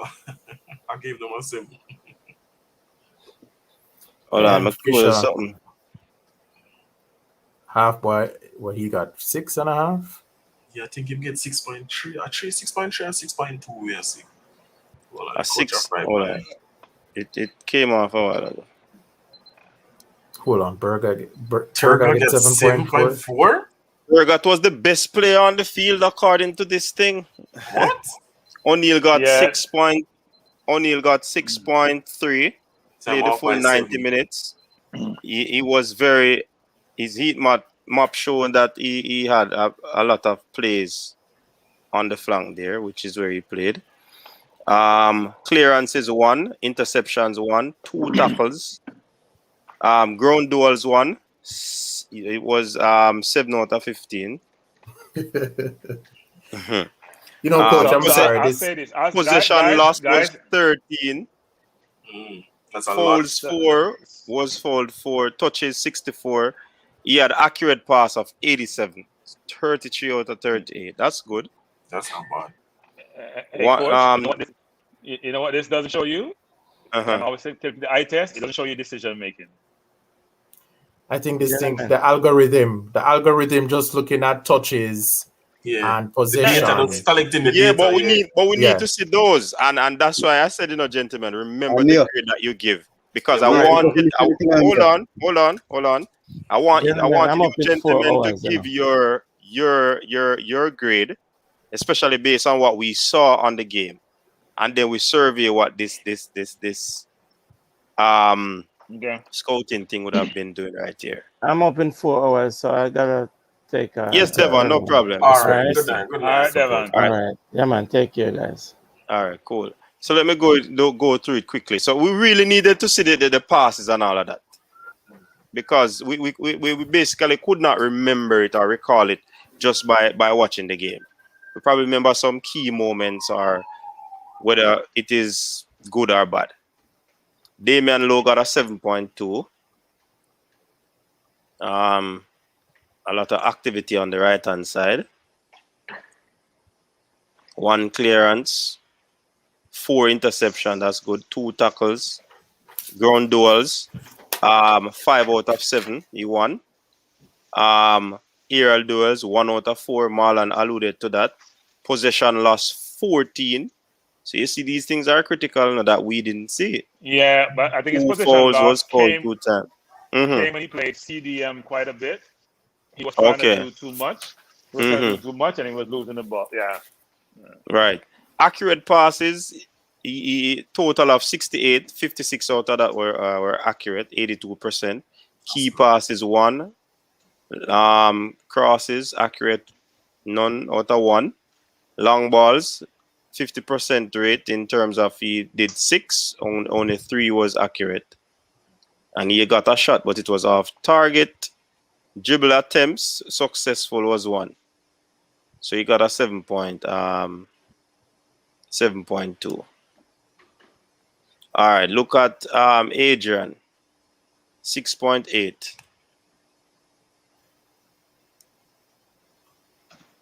Adrian, Got that let me right. see. 1 clearance, 5 interceptions. He didn't want to. He had a ground duel which he didn't win. Aerial duels, 2 out of 4. Possession lost 3 times. Fouls 2. He wasn't fouled. Touches 57. Wow. Accurate passes 47 out of 50, which is 94%. And That's not good, coach. Huh? You know why that's not good? Uh-huh. You know why that is not good? All you did was making those short 5-yard passes wide. You weren't taking risk. So sometimes these stats are deceptive. Yeah, man, I know. Deceptive stats. I know, but he had 6. He had 4 of those long passes. Right. He made some long passes. 3 of them were accurate. Yeah. He had 5 or 6 times to get the ball very wide up top, and he went safe, and then he put his hand up as if I'm sorry. Yeah, How much did you give him, Cranky? How much did you give him? I gave Mariappa about a 6, frankly. Yeah, then gave him 6.5. Yeah, 6.8 they gave him here. 6.8. So I mean, you know. No, I was talking about I gave him 7. No, my point was when you see about 90% accuracy pass, you always got to question why you 90% accuracy pass. I agree with that. No, yeah, I know that. Because remember they count. That's why they separate the long passes from it, because I think the long passes would have been the one that are advancing forward. Yeah. And he got 3 out of 4 of them. So he got 3 out of 4, which is good in my estimation as well. Taxi got a 7. 3 clearances, 1 shot block, 1 interception, 1 tackle. Ground duels 2 out of 3. Aerial duels 1 out of 1. Possession lost 7 times. Fouls 1. 43 touches. Accurate passes 23 out of 29, 79%. Long balls 3, 1. You would have made accurate. So there again, this is basically agreeing with what we are basically seeing what Cranky is saying based on the stats. 2 shots off target, dribble attempts 1 out of 1. So this really, let me see. Daniel Johnson, 7.2. 81 minutes. 61 touches, 42 out of it, so 84%. Key passes 2. Long balls 9. He got 7 accurate. Shots on target 1. Aerial duels 3 out of 7. No, that's ground duels 3 out of 7. Aerial duels 1. Possession lost 11 times. Wow. Fouls 2. Was fouled once. Offside 1. Clearances 2. Block shots 1. Tackles 2. Dribble pass 1. Yeah. So these stats basically put things into perspective. Possession loss. So because the possession loss. Go ahead. The possession loss is not something that I'm too happy with. No. Damien's stats doesn't suggest the grades you guys gave him, because I hear you guys raving about him. I thought he wasn't that good defensively because he allowed Ruiz to be running the game and not closing him down, just backing off. So what this doesn't show you is how well you really play defensively. It talks about tackles. Don't talk about how much you close down and person to person make mistakes.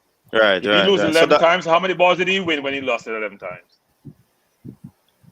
Yeah, Ruiz was midfield though, right? Yeah, Ruiz, and he was playing in for the DJ a lot of times, actually. A lot of times in front of DJ, and DJ wasn't closing him down. So Ruiz had all day to go back, go forward, dictate the pace of the game. And Ruiz can't run anymore. The old man should be running him off his feet. And he wasn't pressuring him. That's the experience. Yeah. But in terms of his ground duels, Cranky for DJ, he had 7 ground duels and he only won 3. Yeah, he should have about 15 ground duels if he was pressuring Louis. He coach, wasn't pressuring him. I'm telling you, he wasn't that's a big pressuring him. achievement. Huh? That's a big achievement. Wow. 3 out of 7? No, 3 out of 7. Yeah, because he and Speedy doesn't do a lot of tackling. What they Okay. In that regard. Yeah, they try to block the channel running the ball. Wait, Speedy don't tackle, and DJ don't tackle, and McGee What the heck? Tackle. So who in the midfield? Who's tackling in the midfield? What the heck? No, Frankie, seriously. Even you check, I think Speedy have 1 interception, 2 tackles. DJ have 2 tackles.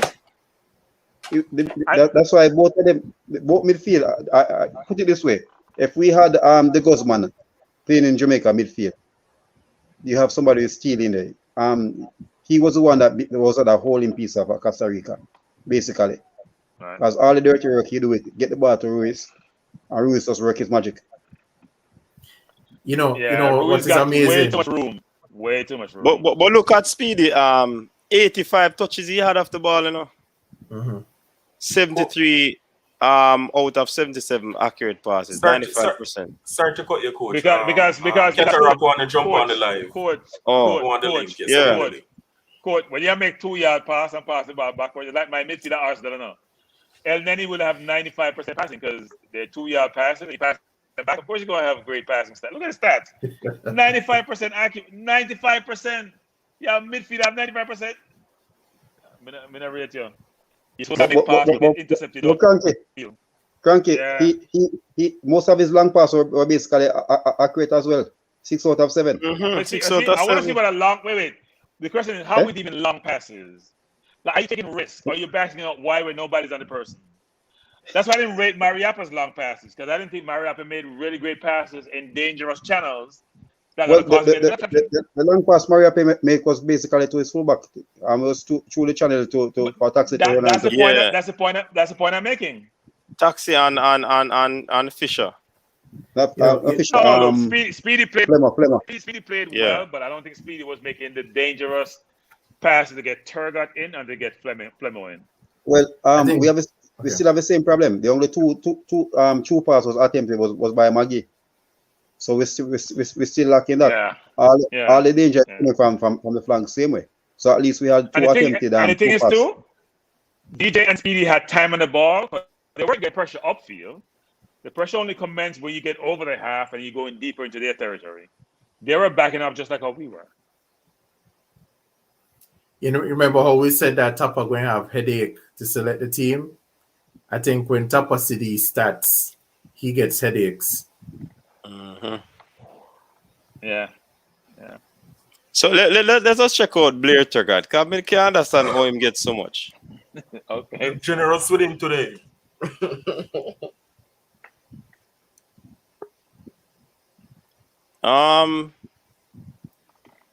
66 minute, 45 touches, 20 out of 26, 77%. Crosses, 4 out of 7. He make cross. Key passes 5. Big chance created 1. What? How many touches did he have? Wait. How many passes? Wait. Go back, coach. Go back. He had 45 touches. Okay. 20 out of 26 accurate passes, 5 key passes. Crosses, 4 out of 7. Really? How them did it? Long balls, 1 out of 2. Big chances created, 1.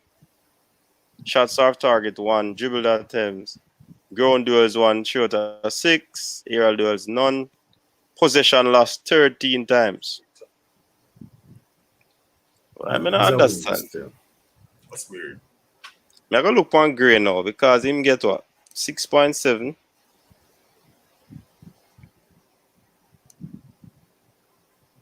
Gray now come up. Let's see if Maggie will come up.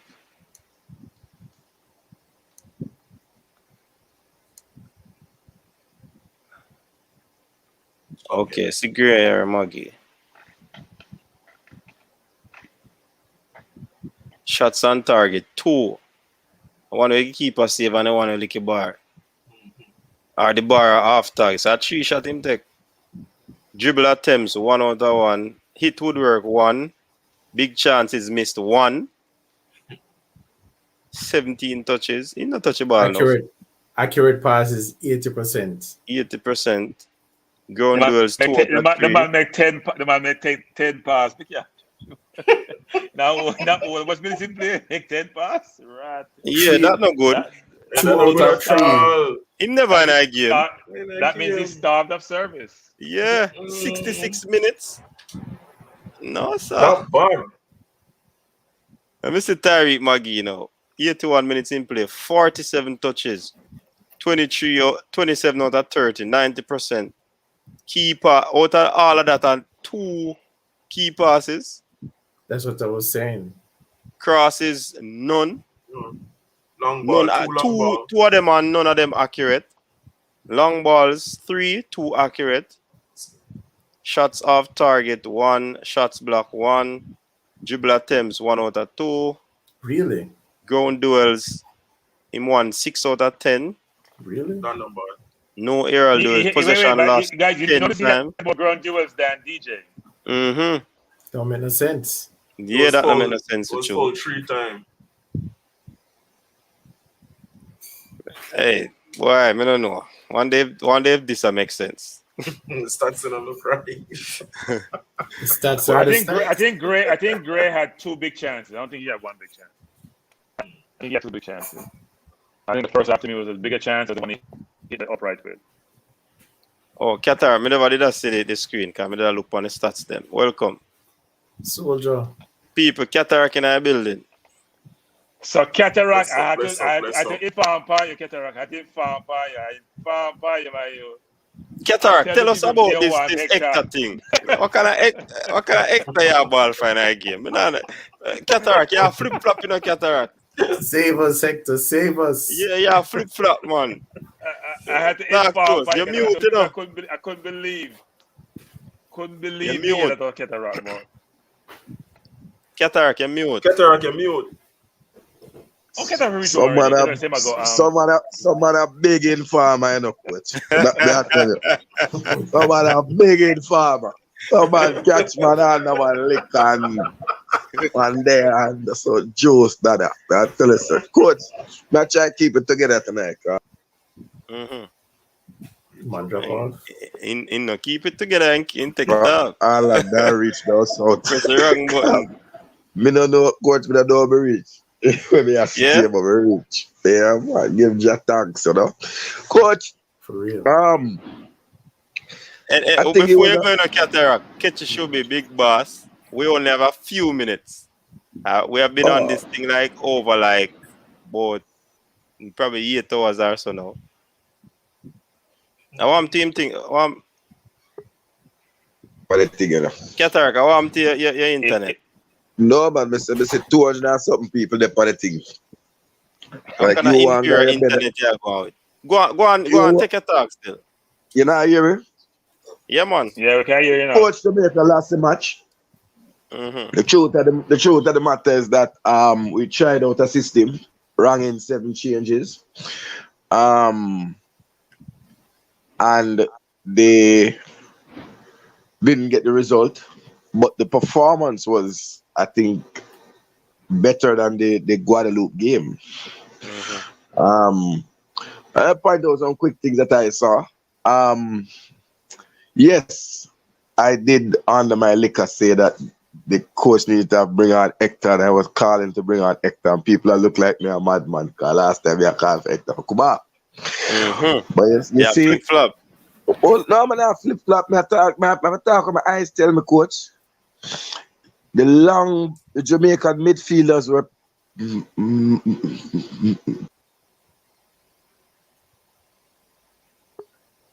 Oh man, Cataract, your internet. The whole heap of short pass each other, starve Gray of any service.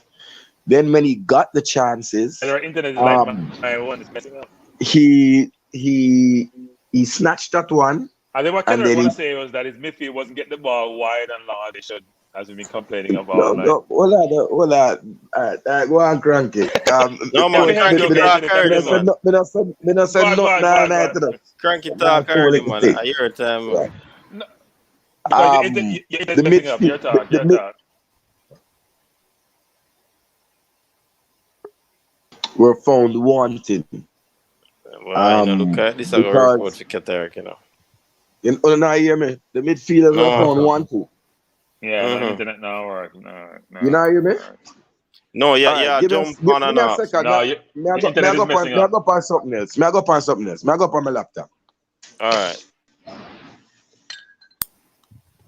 Hey, long me sit down and stuff. Yes, coach. And know. We're saying on the same time. Coach, stop complaining. I know people sit down along with you, because we depend on no, man. day one. So we're not talking about the No, day me know, man, but me have a live before the watch along, No, we saw live.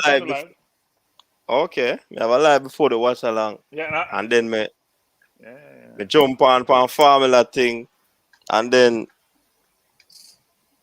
come here, sit down and the match delay. When you having marathon session, you need to get your coffee out. No, me no fool around coffee though. Oh, okay. Well, take some Vibrant then. Take something.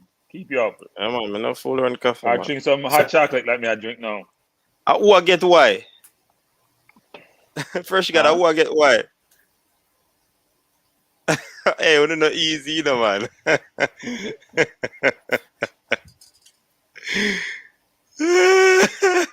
I think the next time I see the coach Tapa start Hector. Easy start.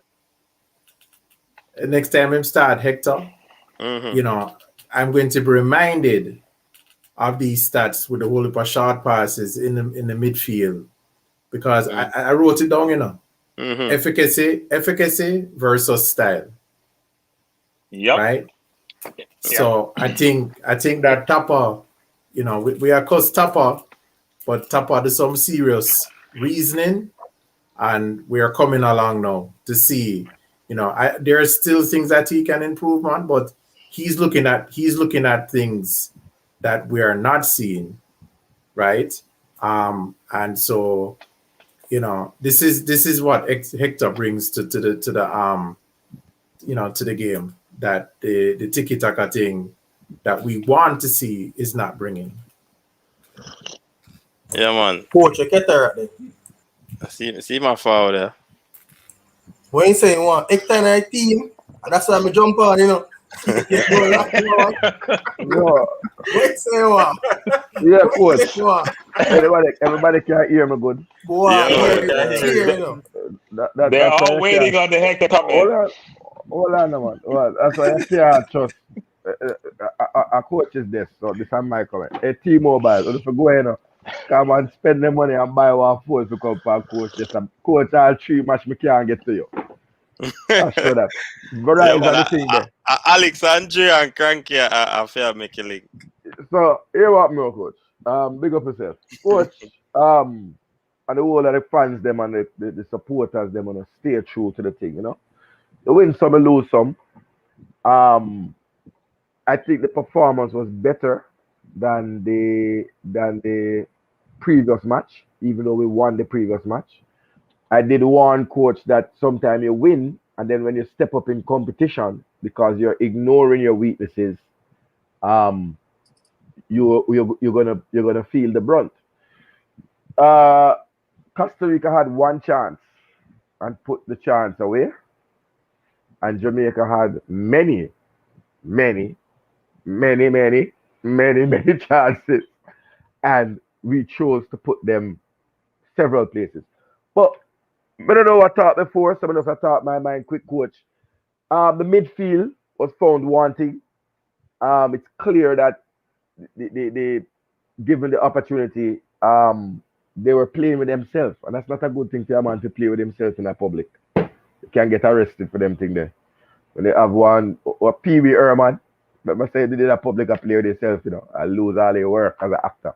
But Hold on, coach, let me tell you why. Hold on, Cataract. Neo, may I leave the moderating duties here? May I step off for a while? Oh, liar. Go ahead. Go on through, man. Let me can't say. So pour Neo. Yeah.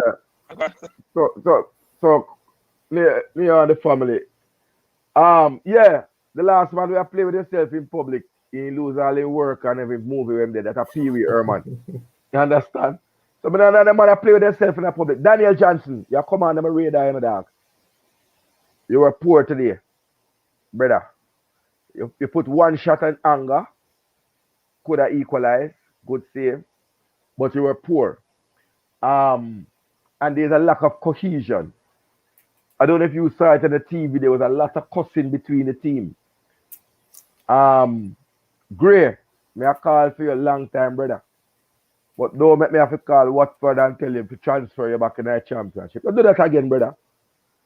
Ball for you. But one thing about Gray, though, him shot them go on target. The nether, brother. So I would have given Gray like a 5. Really and truly. But is it possible for a player to get 0 rating in 2 matches back to back? Which player is that? Balaker. Donde está usted?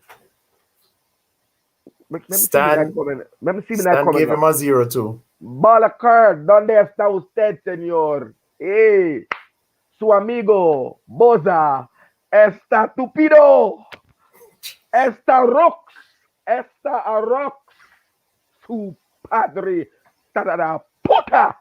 Hey, you know Spanish, I learn some Spanish, there, brother. Because the man cuss me, dog. I can't get to thump me in my mouth. Because you up now, coach. 2 Costa Rican girls that sit behind me, I wake me up and be them pretty in a Brownstown. So, you have to take it 1-0 and not create the problem. That's true. The Costa Rican girl, they look good. Now, let me speak to Mr. Nicholson. Take away yourself from man free kick when you say free kick, make here, and listen to your captain. You cannot be disrespecting your captain. Right? Goontown FC, it is a problem with the midfield because we had possession, but playing with ourselves, just passing the ball short to each other and having a grand old time while we had 11 men to 10. But Cataract, for 20 minutes. Just at one point of order. I think several people mentioned that they saw Tupper bring over the entire midfield over to the sideline, and he specifically told them that they needed to be tighter and play with each other. So, coach, what is it? And that's where I'm going to blame the coach. Tupper should have boxed him and they loud and getting too loud and with what did that go on. Coach, no man, it's ridiculous. You have a striker in the form of Andre Gray and not one long pass. And that's why I was balling for Hector, because at least would I get 140-yard or 50-yard pass and release the striker. You understand? Hold on, man, I still make him finish. We make everybody talk, you know. We take my time and drive. You next man of steel. When I drive in me all see 3 highway, you know. But I try driving on Miguel highway. Because the Costa Rica, they frost me with the Corona dog. Or the steering for the Corona. And I put the lime in the top right now. But I say, shoot. The man them see me as a top boy. I meet the top Costa Rican hooligan. Me and him, yeah. I didn't give me some Corona dog. By the time I reach Jamaica, them big up Rick and the whole of Jamaican master, them were in at the Terry and Central Avenue car park there, cook some nice pepper shrimp and some nice curry chicken. But boy, the pepper beat me back. I say I'm British, I don't know about Scotch bonnet and everything there. So back to the game. I think the game turned at the chance that hit the bar from Andre Gray. Because I believe if it had gone in, we'd have gone 1-0 up. And also, Tupper would not have pulled Gray. And then Gray would have been on the field when we had the man advantage. And I think he would have done, well, anybody, including my grandmother who is there. Where was that? She could have just rolled her wheelchair and just put the ball in there. And Boza, why are you lying down in the goal after you missed the whole ball? You so shot the ball of Corona? Because I just wanted to know if the ball of Corona, anybody can tell me, because the man has social distance on the ball. And this is the second free kick you have taken for Jamaica that you are not supposed to take. And I have a problem with that. You're not listening to your captain. And you were about to try to take a third one. The captain have to run you with bilious. Badness have to come in at the thing. East Kingston badness versus West Kingston. Better. No way I do it. There's a captain on the field for a reason. You understand? Now here are some people that need to be given an early vacation. Lamar Walker. Including trying to take a corner. Brother, coach, cornmeal porridge, dumplings, yam. Force feed that dog because he's hungry. The man take a corner and the corner not reach the 18-yard box. I wonder if everybody see that.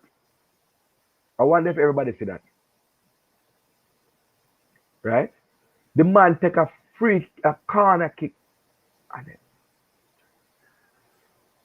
the man in the comment section I diss me because they said the man want gym work, they man diss me. No, and I'm like, the gym can't help him, dog. The gym can't help him, dog. The man listen, when play again, he play at Miami, any oversized mampy Jamaican live in Miami, we want a man just take on the youth here and just force feed him. You understand? Tie him to the chair and force feed him. He's weak. Cataract, the people them say Maggie kick the corner and a Lamar Walker, you know. Oh, Maggie. Oh, okay, Maggie. Yeah, well, goes for you too, Dan. I have some words about Maggie because I was calling for Maggie.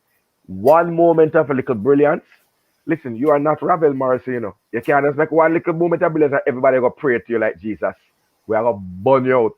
But if you get some burn out, Lamar Walker, God, he knows what him they do on the field. I don't know. But we had the same thing from the first round. So the standout really, Adrian Mariappa and the man of the match, Damian Lowe, for clear and obvious reasons. Up until he became the CDM, because he's not a CDM. The man them in our comment section who used to beat me about Anthony Grant. Open just come on my church and just call me, like when they call Ravel Lord Ravel, just start calling me Lord Cataract. Because I told you many times now, I'm easy for make a man get a talk and then we continue. You cannot come to a tournament without a recognized CDM. You can't have some man that take on the work. You can't have a man where push bar up on the side. All of a sudden, he might do the mason work and the tiling work. It not go so. I don't know what to say. But Damon Lowe was good as a central defender. He was my man of the match. What's about Burke? Burke came on too late to be a man of the match. But again, an outstanding performance from Burke. I would have given him a 7 out of 10. I don't think he got a shot away, but he got the important play to get the keeper sent off. And then we had a chubby keeper. So, Costa Rican keeper was chubby. And we couldn't beat a fat man in the goal. No, sir. Anyway, I thought Mariappa and Lowe still have the chemistry and partnership. Mariappa and Moore also. So, you know, I watch him and switch up my mouth. But just talk it truth. What if I do? If it's sitting out there and it now work. Speedy have the whole of the possession I ball.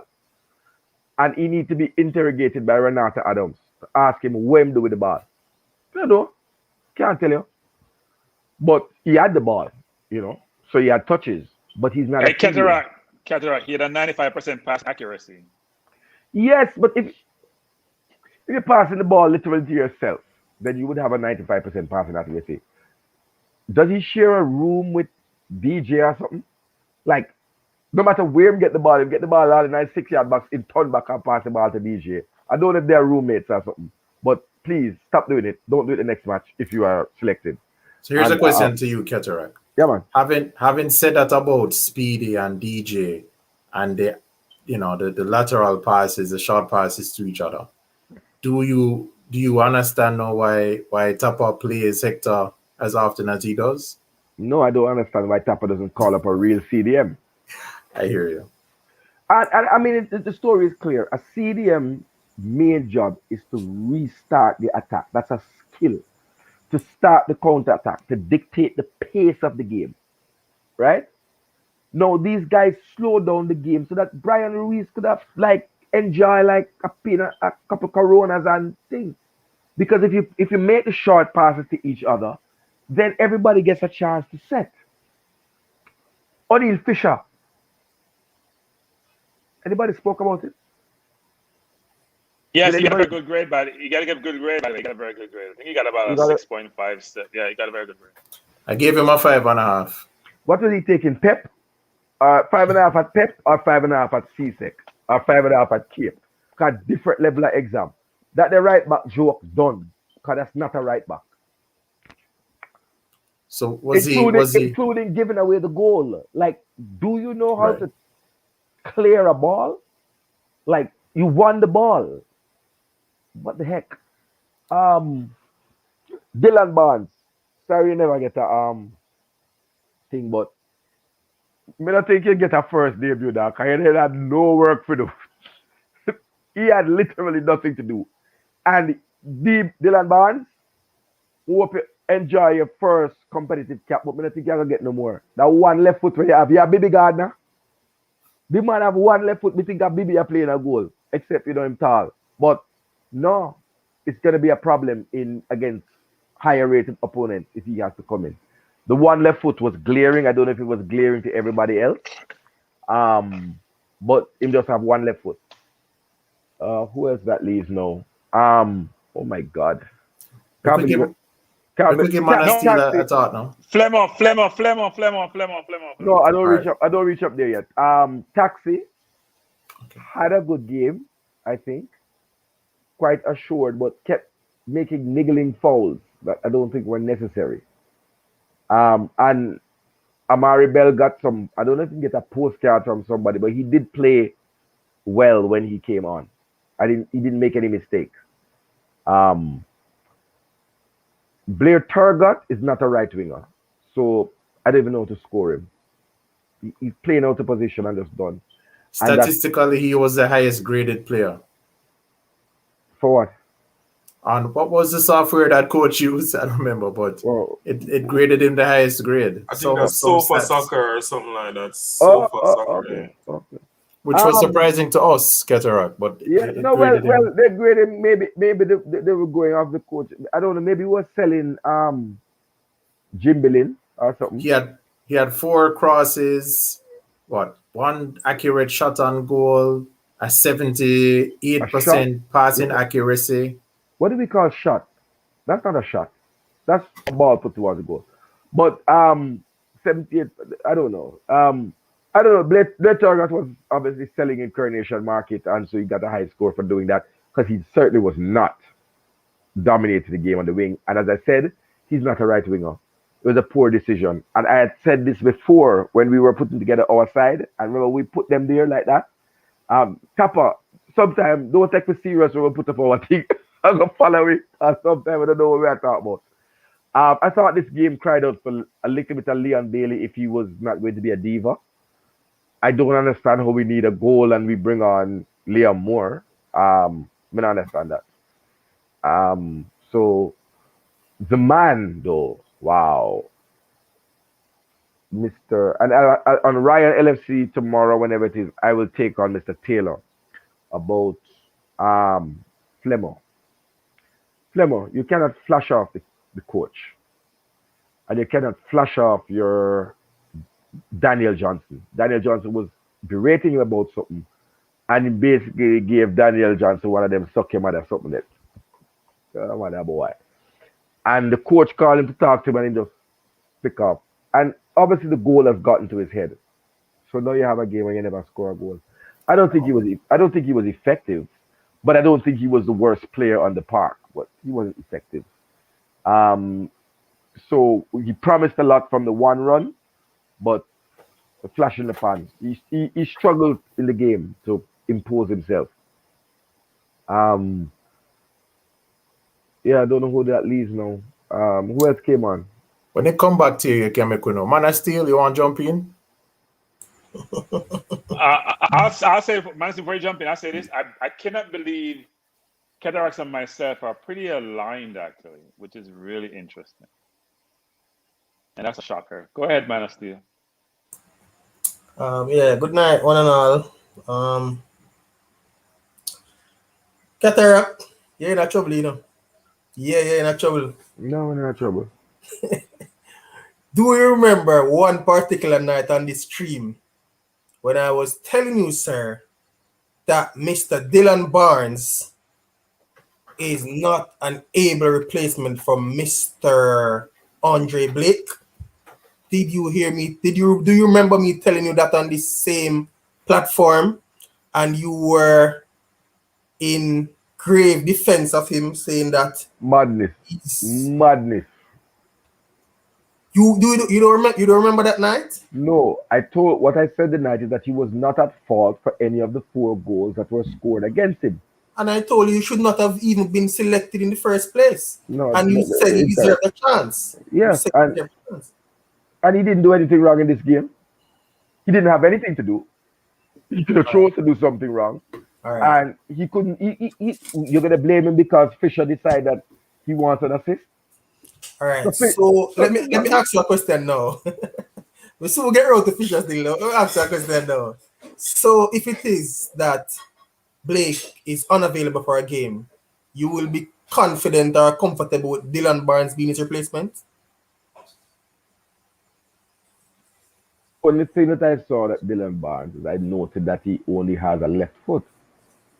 I'm just asking you a straightforward question. He hasn't done anything wrong. But man, still, what exactly did he do wrong? I mean, the goal scored on him. All right, we'll have this discussion at another time when he gets another opportunity to be more active in games. Then, because that is a defense Cataract. You're saying that he wasn't active in the game, so you're asking if he was a replacement for Blake, right? Yeah. And in which case, if he's on the field, right, then he's that replacement. But I think the consensus has always been that Blake is always our man of the match. I mean, Blake is the best keeper in CONCACAF. I don't think there's any argument about that. And Dylan, don't have this argument with me when I'm sober, because I'm going to done you. Right now. And people, me never see part of the game, because with Dre anyway, them Costa Rican girl, they roll with. By the time they start look for them, brother. Because the match is uninteresting, because we just had dash race chance then. Look here. Dylan Barnes, by virtue of his performance today, would continue to be the second string keeper. Right? He didn't do anything wrong. But he didn't have much to do. I don't know what he wanted to do. I don't know if he wanted to give away the ball and get a chance and so he could save it. He dealt with a couple of crosses effectively. He had one ball that he punched out. Wasn't quite a textbook punch. But he punched out the ball and went out of danger. That's it. Yeah, I'll say one thing actually about that, which is I wasn't sure his kicking was that. I watch him, how he controls the ball. I watch him how he moved the ball. I wasn't totally comfortable with his kicking. If you notice one time in the game, when we're pressing Costa Rica, how easily the goalkeeper helped to break our press. And in fact, you could hear the Cataract, you could hear, I was on your side, all the cheers in the stands, how well the keeper broke the press and allowed him to progress the ball forward. I don't get that same confidence with Dylan. I don't think you can blame Dylan for the goal. As I said before, I don't know how Dylan got a 6 or a 7 because Dylan didn't have anything to do. To me, he got a 5 because he did nothing today. Nothing spectacular because he had no pressure. But when I watch him control the ball, because I'm watching how he controlled it, how he moved it to his right foot and kick, I wasn't comfortable with his kicking actually. I think I agree with you. I said that to you, but then again, Stan, when he did kick the ball upfield, they were not inaccurate kicks. No, I agree. But I'm thinking about him when he got the pressure, because you know when keeper get under pressure, how they fluster. I could sense that he doesn't have that confidence in his kicking. Some goalkeepers don't. Peter Cech didn't, right? Some keepers don't. I think he needs to work on that side of his game. Because he has to bring the ball to his left foot and dress it up a little bit before him kick it. And you know, you could see that being an issue if people were constantly running at him. You know, but I think one of the main functions that Blake has is Blake creates this confidence in the team. I mean, we already have a good defense, but I think there is a certain level of confidence that Blake brings to the team. Did Dylan bring that level of confidence? No, but I don't think he did anything to have the players afraid that he was going to mess up. Yeah, no, he didn't get any pressure. He had no pressure. Neil, I would say to you though, it would appear that they have confidence in it because they pass the ball back to him. Precisely. That's what I'm saying. Even in some very tight situations. Right. So based on that, that's why I gave him a 5, I think, Stan, because I think that confidence to play the ball back to him and not worry that he was going to let the Costa Ricans run and take it from him and score a goal, Right. But one thing I like about our defense, Neil, was when they pass the ball back to the keeper, they don't put the keeper under undue pressure. I watched Arsenal play against Hibernian the other day, and we passed the ball to a way the keeper is all over the place because they pass the ball on the ground outside the goal. If they pass in the goal, it's at the right pace, so he has time to make decisions. Right, and there were a few passes that he received with Costa Rican players who were closing in, and I didn't see him get too flustered. And he was successful in dealing with that situation. So I think he's definitely our second choice. I also think, though, that as far as this goal that was scored goes, I don't know. I maybe I'm fantasizing, but for some reason, I think that Blake would have saved that goal. No, it was a deadly. They gave up a goal in the previous game. Right, it was a deadly header, pinpoint textbook header, and no one would have been expecting it because Fisher had won the ball. I think people were in the counter-attack mode. Everybody was shocked, including everybody in the field and in the stand. Like, hold on, the ball get back. I think what Neil Sovereign is kind of saying, and that came to my mind when I saw it too. I think Blake's finger would have touched it. That's just my feeling. Because Blake have this cat-like. He has this cat-like. That's how I think he would maybe would have stopped it. But I think Blake is not Superman. Blake is not Superman. I know he's very good. He's a great shot stopper, but he's not Superman. Hey, Stan, I've seen Blake. Hold on now. You know them say Michael Jordan have hang time in the ear? I've seen Blake jump. I've seen Blake jump and literally change position in the ear to save a goal. No. We have highlight there. There's the highlights of all of Blake's acrobatics. I think I'll show it to my friends in England, and they're all excited about the keeper and why is he not playing someplace else. So we know his ability, but there's some goals he didn't score to save the one the last time. He was going the wrong way. It was near post. Right. It happens, right? It happens. I think a fault for that goal. I agree. I think as Cataract and you guys are explaining, at the time the goal was scored, I think that the goalkeeper was heading in the opposite direction. So by the time he tried to readjust, he just couldn't do it in time. So yeah, I agree with that. Yeah. It shouldn't have happened in the first place. I mean, that ball should have been. Fisher should have won the ball. So I don't know why this went for long. I would have given him a 6.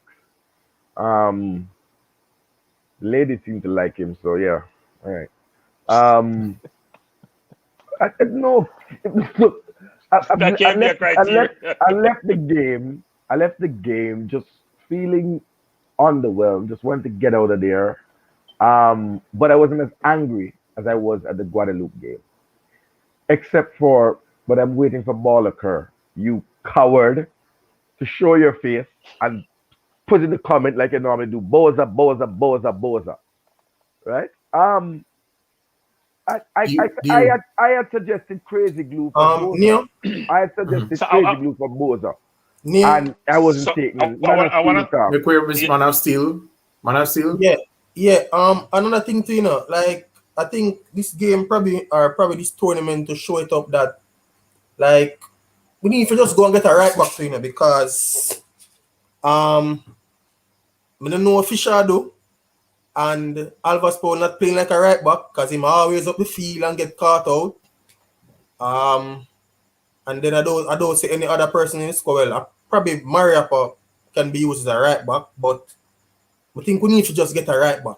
I think we genuinely need, as much as we need a CDM, we need a right back as well. I agree. The 2 persons on the show, they're not covering themselves in glory.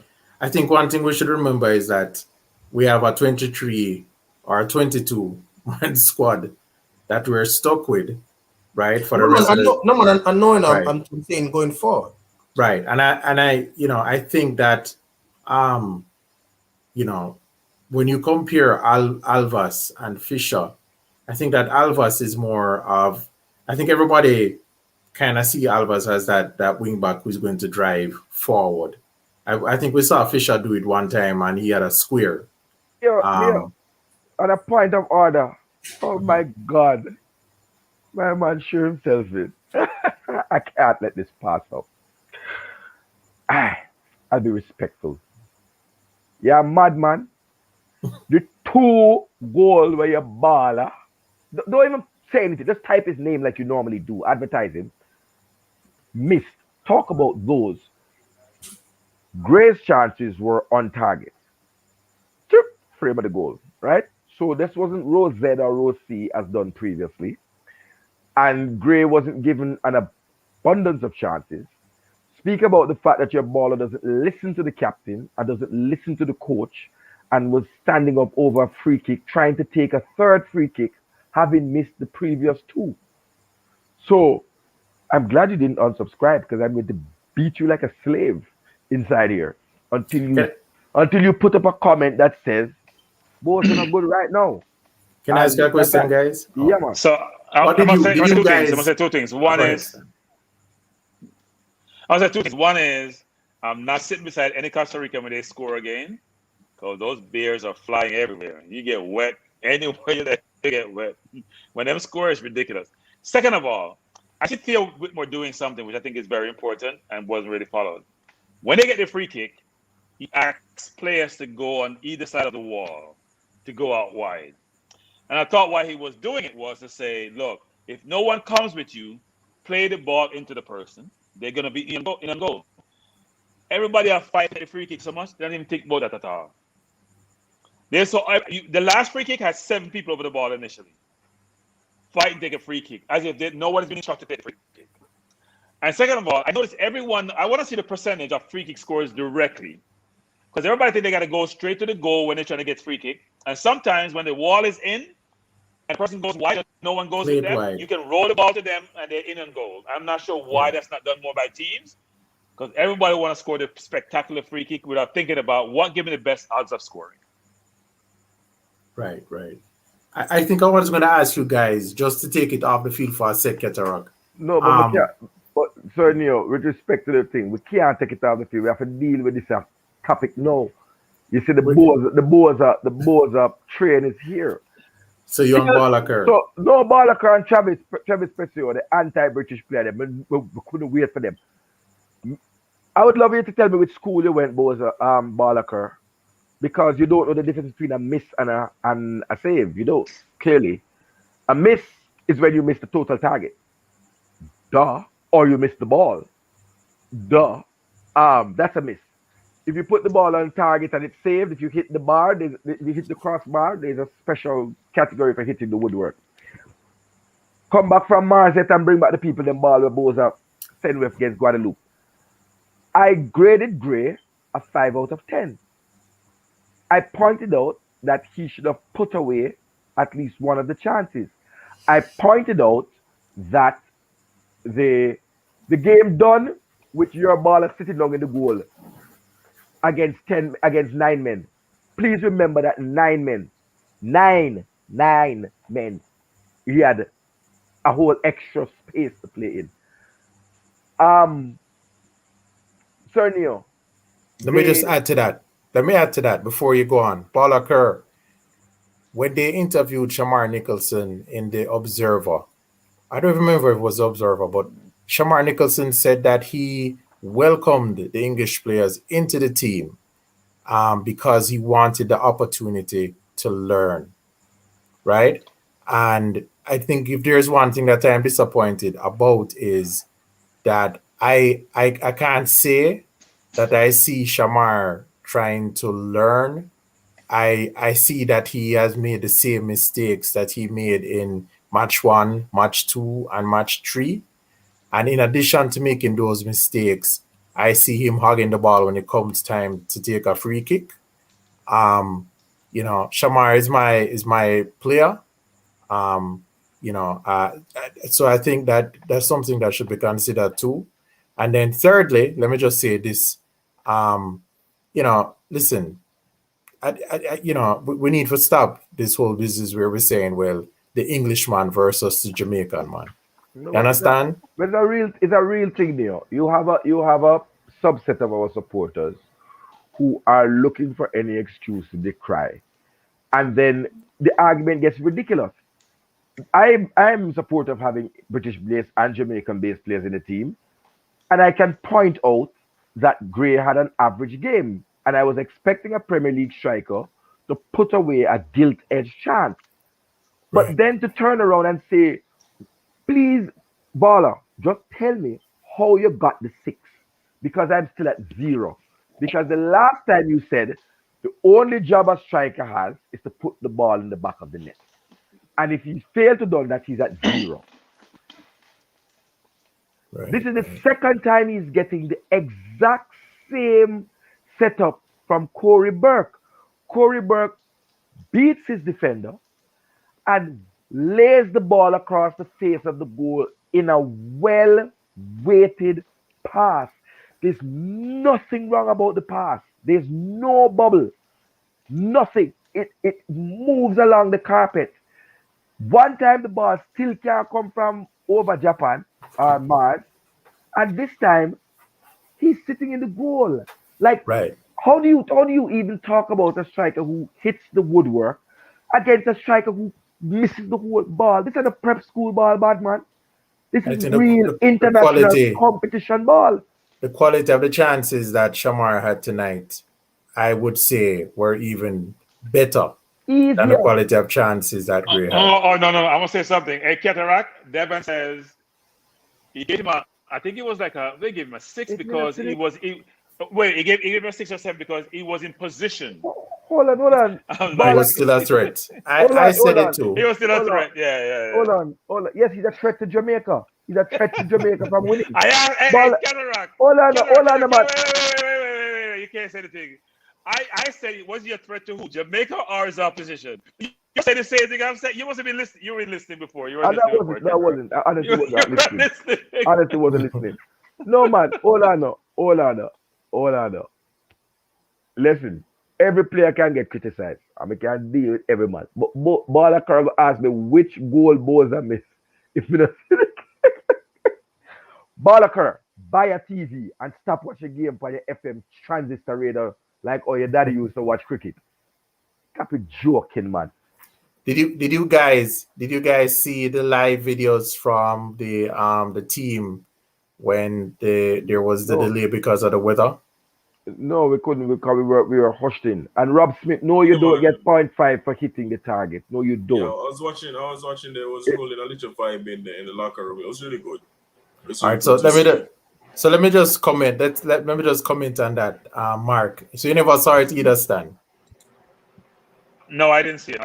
That's right. So several other players came on, and they were on live during the pause due to the weather, and so the team was in there holding a vibe. Everybody was dancing. It definitely looked like a good team moment. It just happened that, of course, one of the main dancers or one of the main class clowns, for want of a better word, was Shamar. Vibes master. Right, he was a vibes master. I think that was heartening on the one hand because the team, because we could see that the team had a good vibe amongst themselves. Or didn't seem like the Englishmen were separated from the yard men. And so, everybody was together. And not only that, Neo, it helps with nerves. Right. It helps with everybody being in the locker room just shaking, just thinking about the match. It kind of helps to get your mind off it and, to readjust when, the match is about to start, which they did. And they did come out and they did perform, but they just didn't take the chances. So I think that didn't take away, like the vibes in the locker room, listening to music, dancing, didn't take away from the match. You know what I mean? They came out, they performed, and I think it's actually good for the team. For them to be able to do that. I agree. I just wanted to emphasize the unity. Yeah, unity is I don't want to emphasize anything, but I'm just telling you what I saw on the field was at times some ugly aspects of this unity rearing its head. Chief culprits being Shamar Nicholson and Fleming. Right. Get the thing. But I think that would go along with ego. Wouldn't that be ego, Cataract? No, but you can't have an ego if a the man last... feel like say me for take everything, you know. You can't have an ego if the last time you contributed anything positive to the team was 6 minutes into the first match. You can't have an ego with that. You understand? Right. I think. And I want to say this because I see some people. Rob Smith. Let me say something. I talk football with people with no ball dog. If we are all a little rum talk, we can all a rum talk, Bridget. If you don't know if you think that all misses are the same, then clearly you don't know football. There are things called big chances, and they are counted differently from misses. Right? That is when you have an open goal or a clear-cut chance. That is different from a half chance. Right? That's different from out of nothing you try something and it just doesn't go through. They're different misses. So if a man don't know that, no disrespect, but I'm school you, there's a thing called big chances, and if you miss them, they count them. That's a statistic that they count how many big chances you miss. Right? So you can't hide in this world. You understand? And we mentioned before in a Cataract, before you came on, I think everybody agreed that in spite of the failure of both Gray and Boza to score, I think the consensus was that Gray looked a lot more clinical, right? His technique looked better. He looked a lot more clinical. He was on target. And so if you had to grade the both of them, I would remember what Shamar himself said, that he looks at this as an opportunity to learn. So Shamar himself is agreeing that, you know, there are people out there who are more clinical than he is. And I think that I don't know what's going on with him now, but I'm hoping that he will. I don't know if it's going to happen for this tournament, but he needs to improve his accuracy. The mouth I say one thing, but the action I say something else. But I want to ask somebody else, because I hear all the talking. We like totally going to ignore the chances that Gray set up.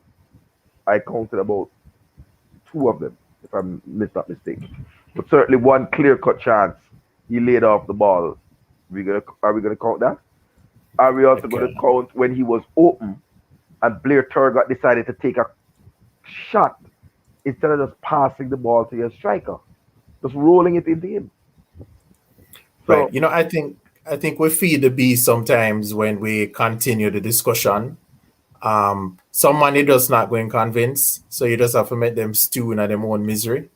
You know, the majority of the people on the chat, the majority of the people on the panel have already concluded that, you know, certainly Shamar wastes more opportunities than anybody else, right? I think one of the things that we were trying to figure out, Cataract, was what combination of players do we need to have on the field, because we wanted to see what Burke would have done or what Gray would have done had he been on the field with Burke and received those key passes that Burke gave to Shamar, right?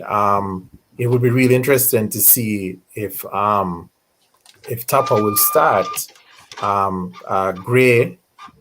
Gray and Burke on the field against United States.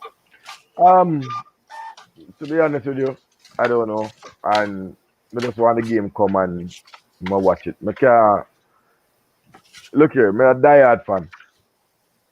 But when you see me tell you, say, I can't take the money to go out at Houston and go watch this, brother. I have to call it a day or something. You understand? I'm sure he'll be there in spirit. When is the match? When is the match again? I'll watch the match. I'll watch the match. But when you look at a top fan like me and me not take up his funds and fly go, you must know say something. Something not the team not inspiring the people. The people may leave a cost. And that's not a good thing. You understand? And I address whatever. I don't have no bias towards no player UK. I'm a beat player. I'm a beat Amari Bell. Everybody here, I beat Amari Bell. Billias. I beat Blair Turgot. I beat who I want to beat. I was the one of the man calling for Tyreek McGee to be given his chance. I was the person who illuminated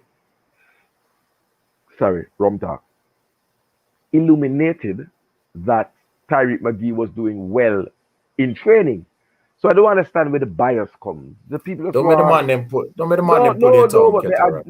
May address everything. May address everything because you see that this thing, if you don't let something there's a Cataract one great player and he miss empty chance.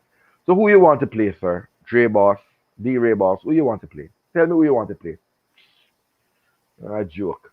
Because you don't know what empty chance is. Empty chance is like what Bowser missed, like him alone. And this is the second time, which means he did not work on it. You understand, Mark and Neil, what I'm saying? He got the same square ball from his defensive partner playing in a strike partner playing in a 4-4-2. He skied one, and this one absent. Him run left it pretty much. Him not time him run. And He's it's constant. He's hanging around. So the man wants to take no ball game, brother. No, I think the people are just biased in the comment. They prefer us to pretty it up and not be critical when we see a mistake. Like, this is what we have to do. We have to be critical of the paper. We have to have the players. We have to give them props when it's due. And just call a spade a spade. We can't pretty it up and say a man play good and he not play good. Regardless of him being English or Jamaican. Turgot is not providing balls in the box. We said that. He's British. Whether or not he's UK based or Jamaican. Whether he's UK based or Jamaican. Lamar Walker get pushed around. I keep saying it. Lamar Walker get pushed around in the middle of the park. Every player push him down. He need gym work. Who else? Fisher. In the first match, Fisher come on, him look nervous. Me in the stadium, I watch him. The people are nervous. Everybody nervous when the ball. Everybody nervous. And now Fisher come on and do something better than the first match, and we commend him for that. So we're being critical and we're being honest, and you just have to accept that. It's just the truth. Yeah, but I do think though that we won't have consensus on perspective. People have their views on things. It's amazing sometimes. Even Cataract and sometimes game is two different things, right? We see the game differently. So we won't have people that your thoughts won't be aligned all the time, and we understand that. And sometimes you have your biases and preferences, and that informs your view. Versus trying as much as possible to be aware of those biases and to try to be as objective as possible. Like I'm an equal opportunist when it comes to criticizing. It's easy to do. So tonight, as Neil can tell you, I gave 0 to Nicholson. I thought he deserved a 0 because if you missed clear-cut chances, you did anything positive. I can't give you a positive grade. I thought Gray was a 4. And the reason why he got a 4 because he held up the ball well second half. He made a very good pass to Turgot. I think it was in the first half, which didn't get finished. But he missed 2 sitters as far as I'm concerned. I know they called it 1 big chance in the stats. I thought it was 2 big chances. So it's not about bias about English players or local players. It's about what the eye test is. Because sometimes what happens is what coach read out to you was more quantitative analysis and results that they didn't quantify using algorithm. It does talk about the qualitative things, which are they're not able to put into their system in terms of the algorithm to be used. So the eye test tells you make 5-yard passes all game, you didn't make the 3rd-yard pass. It doesn't get captured. Or Gray being open, I think he's open, and the ball doesn't get to him on a time basis. That's not captured. Those qualitative factors are not factored into those ratings that you see. Right. That you see being distributed by whatever service provider is rating. Right, I agree. I have a point, moderator. I think someone you want us to just come and get the same thing where you sit on sofa. It no work like that, brother. Sometimes we might be idiot or we might whatever, but we have our own thing. And Balaka, why you put the Jamaican thing and put all kind of logo in front of our face where people like can't see it? Yeah, but those are you acting thing and put it there, so ha, yeah, fight against me. Anyway, here we go on. Big balance here. What we look for the future? A couple of people asked me to assess McGee. I think McGee had an okay game.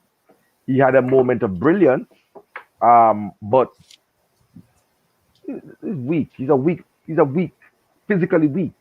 And when you come up against men, you're going to be dominated. And the Costa Ricans are men, they are big. Not like Mexicans are kind of like, small as well. But when they come up against men, it's going to be a problem. I was like a twinkle toe thing, not very convinced about his defensive aspect of his game. He had to be told a couple of times where to position himself when we were defending the corner. Tapper had to call him and tell him where to go in case the ball made its way out. So he's learning. I'd like to see, and I'd like to see my bed. Right. Yeah, I'm not gonna be hard on McGee, but I do think I can't recall how many times McGee got the ball to Gray. So number 10, it is your job to make sure your 9 gets fed. And Gray starved in the first half. So all those balls we see between Williams and DJ and McGee, how much time that ball get up to Gray through McGee, which is what McGee's primary job is. Right. Either feed the wingers wide between the lines or get the ball into your number 9. The ball's getting up to Gray. So it's McGee's job to figure out how to do that.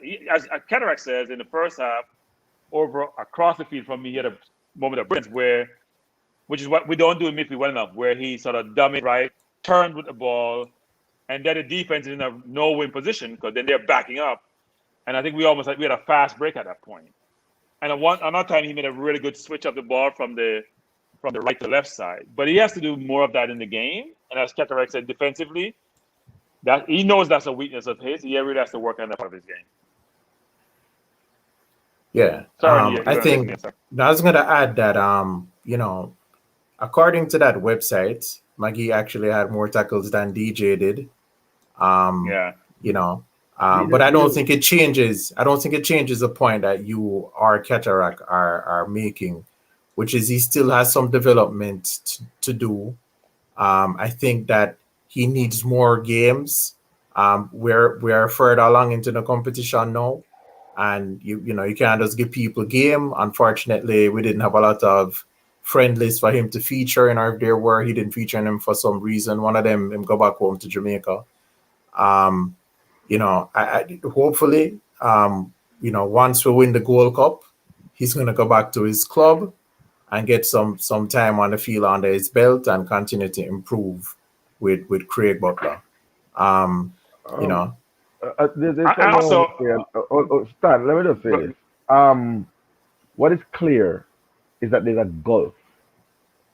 And when you have a team, let me say England, for example, when you switch in one player for the other, you don't see a gulf in the quality and performance. There's a gulf between Bobby Reid and Tyreek McGee. So he's not an immediate replacement for Tyreek, for Bobby Reid. So Bobby Reid is out. You've got your chance to step up and make your name.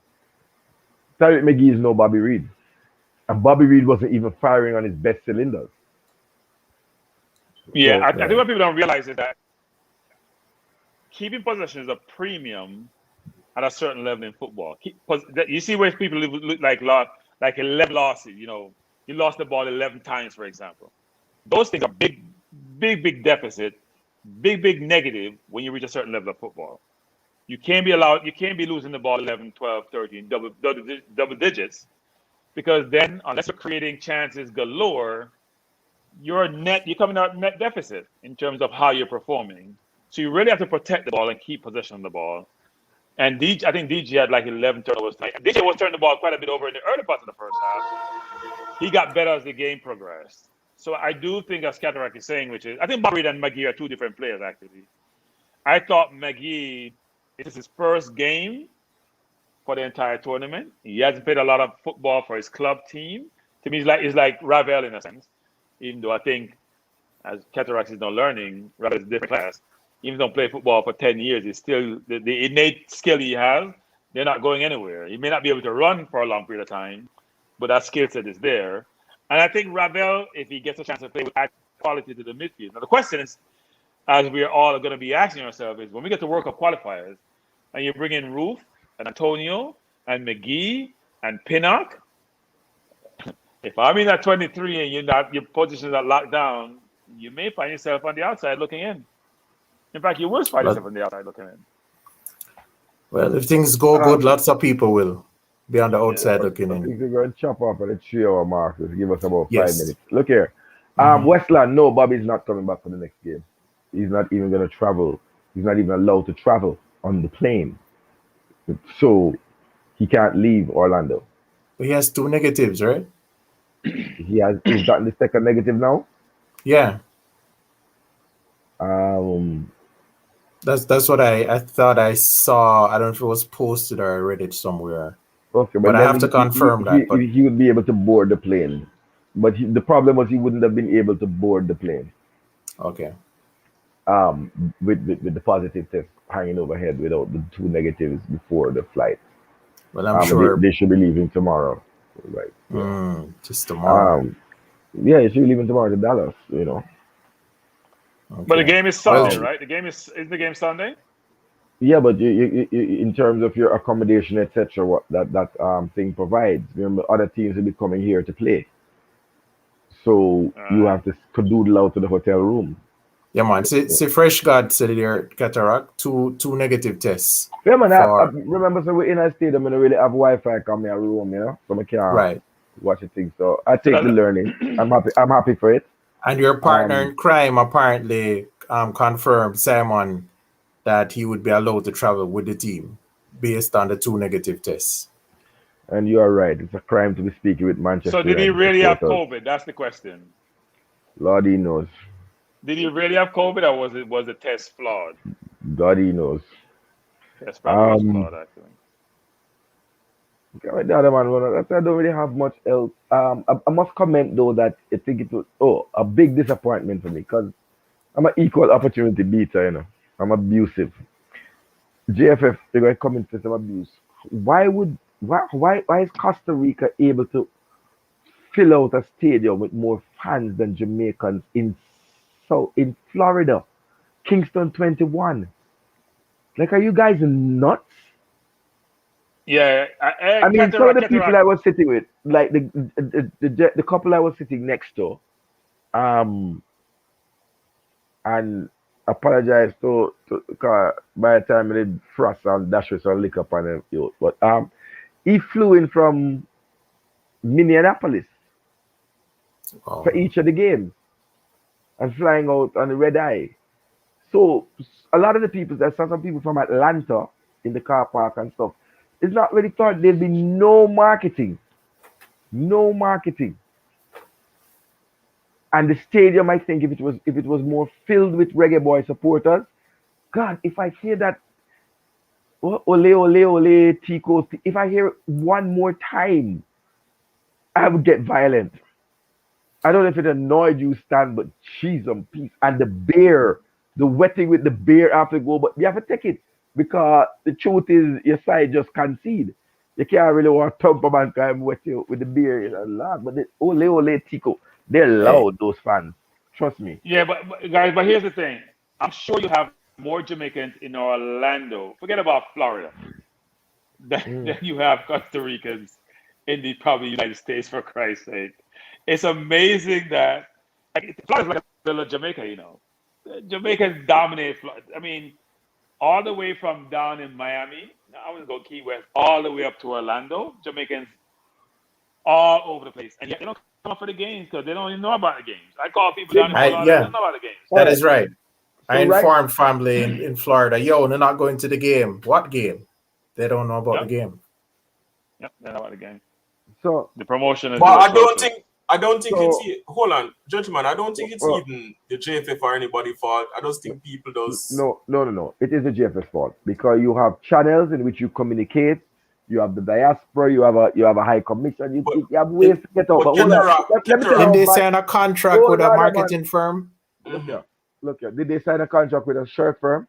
A marketing firm. They need to tell the truth about the shirt too. Look here. What's the name of the marketing firm? I don't even want to know. Hold on now. I'm going to leave it by this. Where the stadium is, right? There's one ghetto, right? But most stadiums in the world are in low income housing comes up around them. Cheap land. Right? Yeah. I see two youth and when we there hold the spot because we're parking in one lane, you know, where you can get the free parking after 6. So we reach around 5 and us. They buy the car and Bill, me, Alex. And Alex actually has a dad who is sensible. Like God. Okay.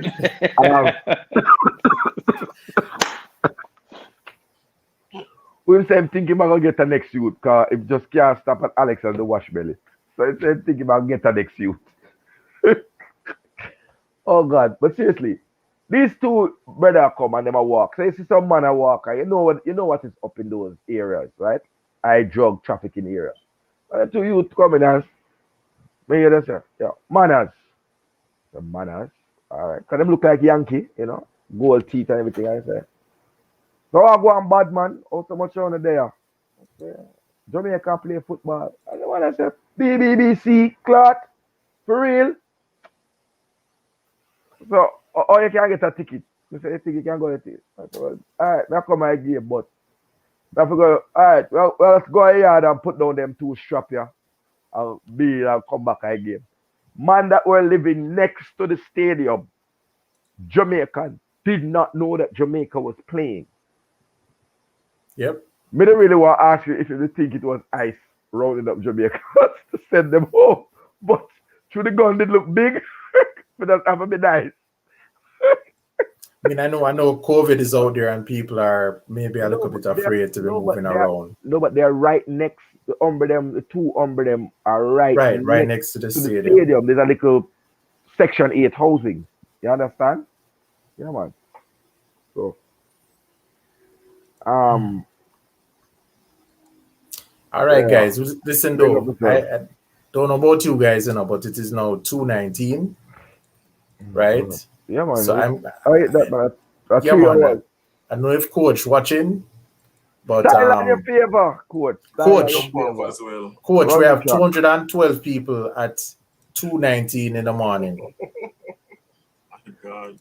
You know, somebody have to really assess this thing. You know, God, he knows. Who don't know work, who don't know sleep, who don't know woman, who don't know baby mother.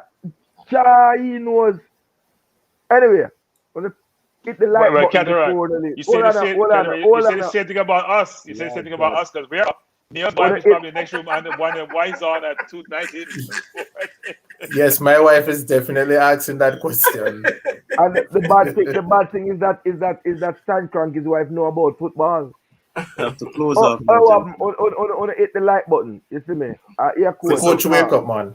Yeah, man, bless the we have to close off now. Yeah. All right, Coach. Respect. All right, yeah, man, gentlemen. Good night, Coach. Yeah, all right, guys. Everybody who came out. Really appreciate it.